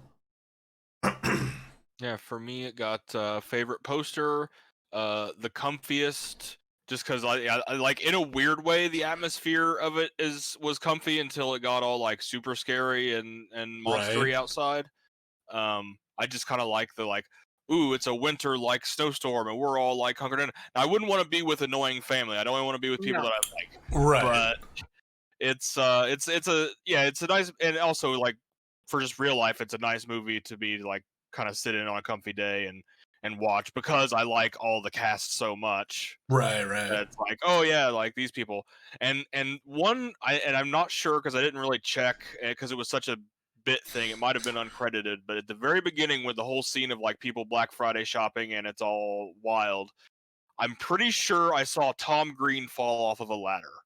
And I couldn't be sure if it was him. But I think that it was. I remember seeing the dude fall off the ladder. I did not notice if it looked even remotely like Tom Green. I just saw a dude fall off a ladder. And I was also just watching that entire thing. I'm like, it's like real life, only dialed up to 11 with this insanity. Yeah. And I kind of love that. Yeah. But then, yeah, it also got scariest because, yeah, those Krampus monsters, like, in ways kind of funny, but like if you saw that in real life, it'd be holy shit. Yeah, get the shotgun. Yeah. And favorite special effects, and also most entertaining. It got a lot from me. Yeah, you plunked down a lot on it. All right. Mm-hmm. So have we reached the conclusion? I think so. Yeah. All right. Well, ranked movies for me, number 1 was Rare Exports. Number 2, Christmas Evil. Number 3, Krampus. And number 4, Gingerdead Man. Then for our custom category for this month, we came up with Who's Been Naughty, which I guess we all got to attribute how that applied in our own special way. So number 1 for me was Krampus, because everybody in that movie was naughty. Followed by Rare Exports, because there's a fair amount of naughtiness going on. Followed by Gingerdead Man. And finally, Christmas Evil. Christmas Evil, I felt, was the least naughty, because a huge chunk of that movie was just devoted to crazy Santa doing good, nice things. And I'm like, yeah. He only committed a couple of homicides. Like, mostly, he was very nice. He was the least naughty. So yeah, that was mine. All right. Neff? So for ranked movies, I had Rare Export as number 1. Krampus is number 2. The Gingerdead Man is number 3, and Christmas Evil as number 4. And then Who's Been Naughty? Rare Exports. Because damn, that kid didn't listen for anything, and he got his dad fucking almost killed by a bear trap. Yeah. Like Yeah, I think that's why it made it to number 2 for me. Like, yeah, they snuck into the fence. Like, there was a fair amount of naughtiness going on in there. To the point where he even is like, Dad, you have to spank me. I've been naughty. Yeah, and I'm just like, oh, he knows. So it's self-aware in that too. Self-aware naughtiness, yeah. And then Krampus was next for me. The Gingerdead Man, and then Christmas Evil. Yeah. Fish. Ranked movies, rare exports, A Gingerdead Man, Krampus, and Christmas Evil. And then naughty to me was like who imposed grievances upon me the most to the least. So Krampus. it's just reversed. Well, it's not actually. It's not reversed ranked movies. It's not Christmas Evil because I like while it was like all right, like it was still you're naughty, don't do that. Gingerdead Man, and then Rare Exports because I absolutely love that movie. Kettle. My ranked movies were Krampus, followed by Rare Exports, Christmas Evil, and The Gingerdead Man.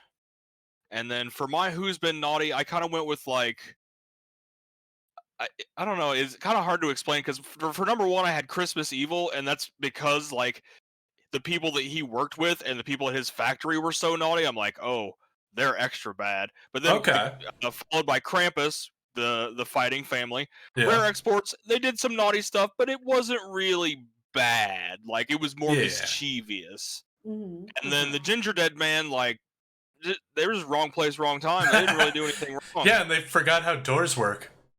Well, yeah, that's on them. But yeah, that's not naughty. That's just dumb. Like it was just like girl's family gets killed by Gary Busey, and then Gary Busey comes back it happens. For revenge or whatever, and it's like okay. So yeah, that was how I ranked those. All right. Now we get to figure out who won.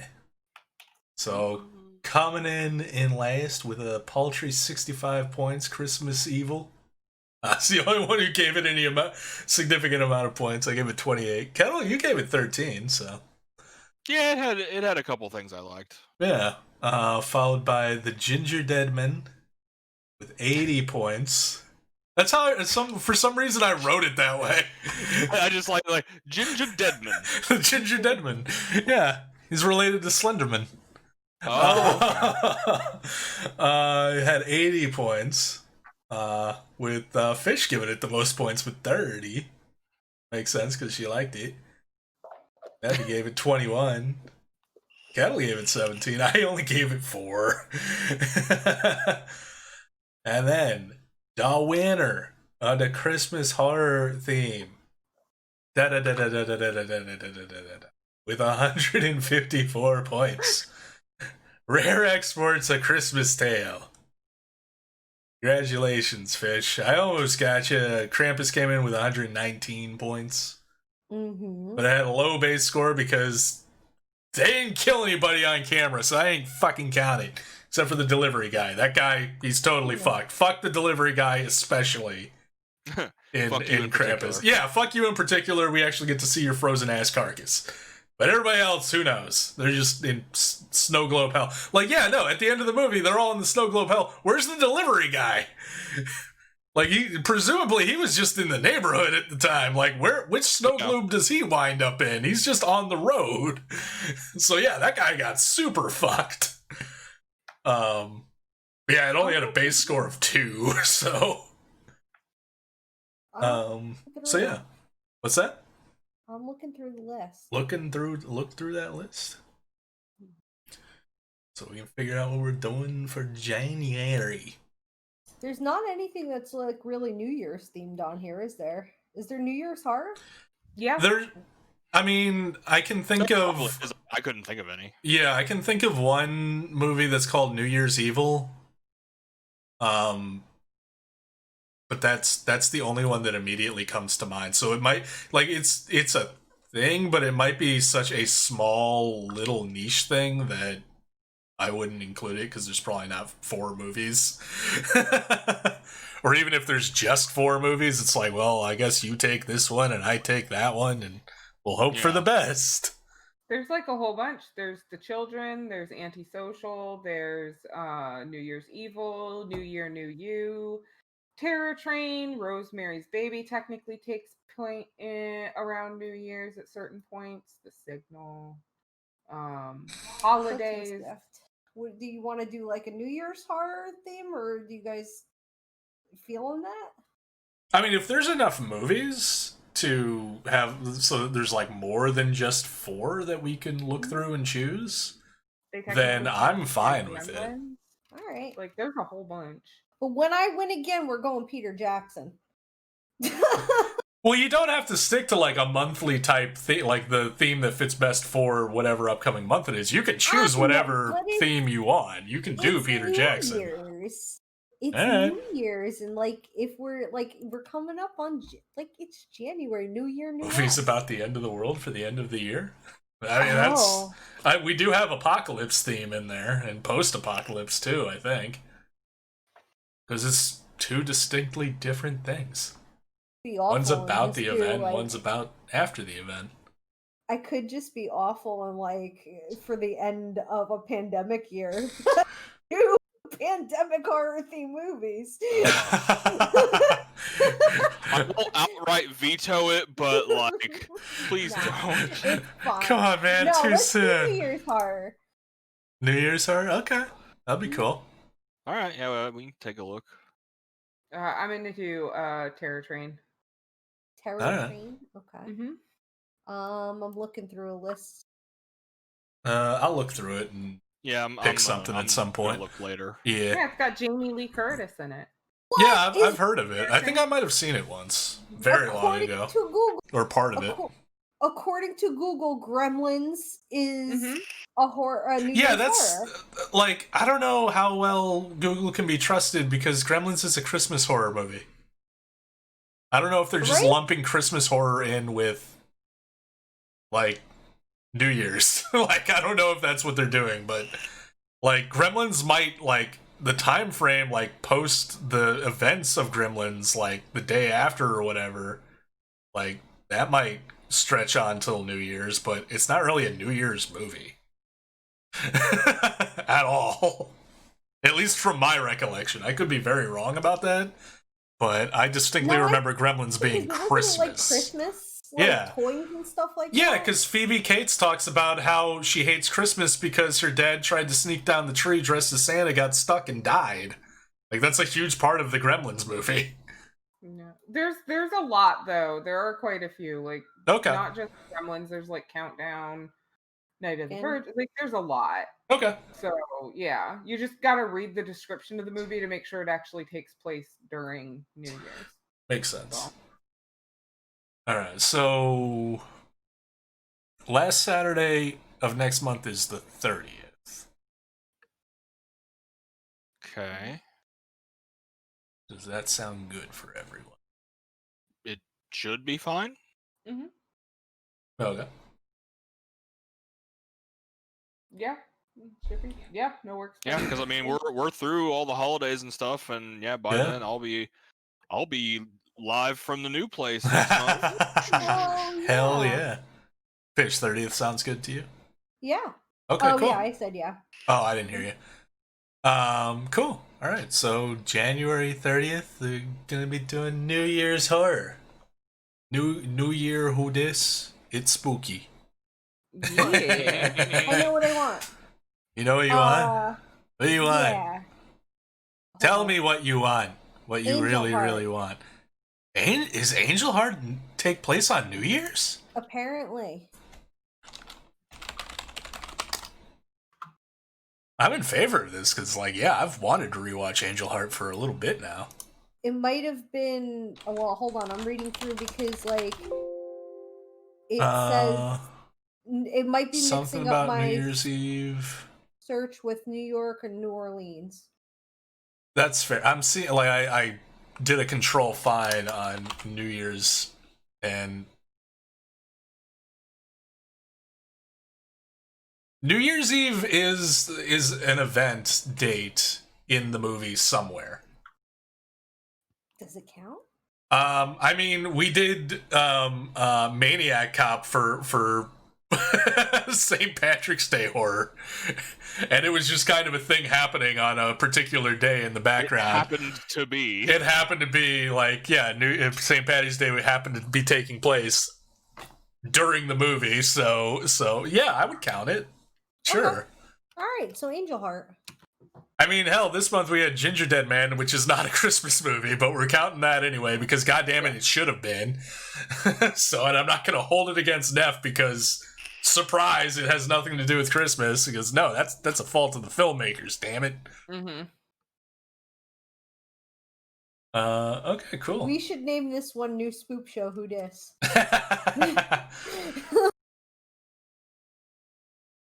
Sweet. So yeah, we got Terror Train and Angel Heart so far. I'll look through the list and Also, pick something. Young Robert De Niro. Hell yeah. Yeah, young Robert De Niro or young Mickey Rourke. Uh-huh. Yeah. Well, yeah, and now at this point, oh no, yeah, it's kind of a spoiler, so no, I won't say anything. Ooh, I think I know what I want to do. Oh shit! The 1999 Arnold Schwarzenegger movie. Oh End of fuck! Days. Yes.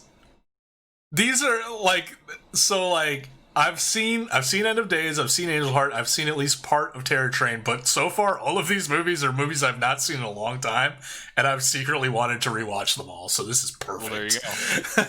Well, yeah, because I just saw those and I was like, I think I maybe saw bits of that back in the day, but I didn't see the whole thing through, so yeah. It's like action horror. Yeah. We'll see. Wait,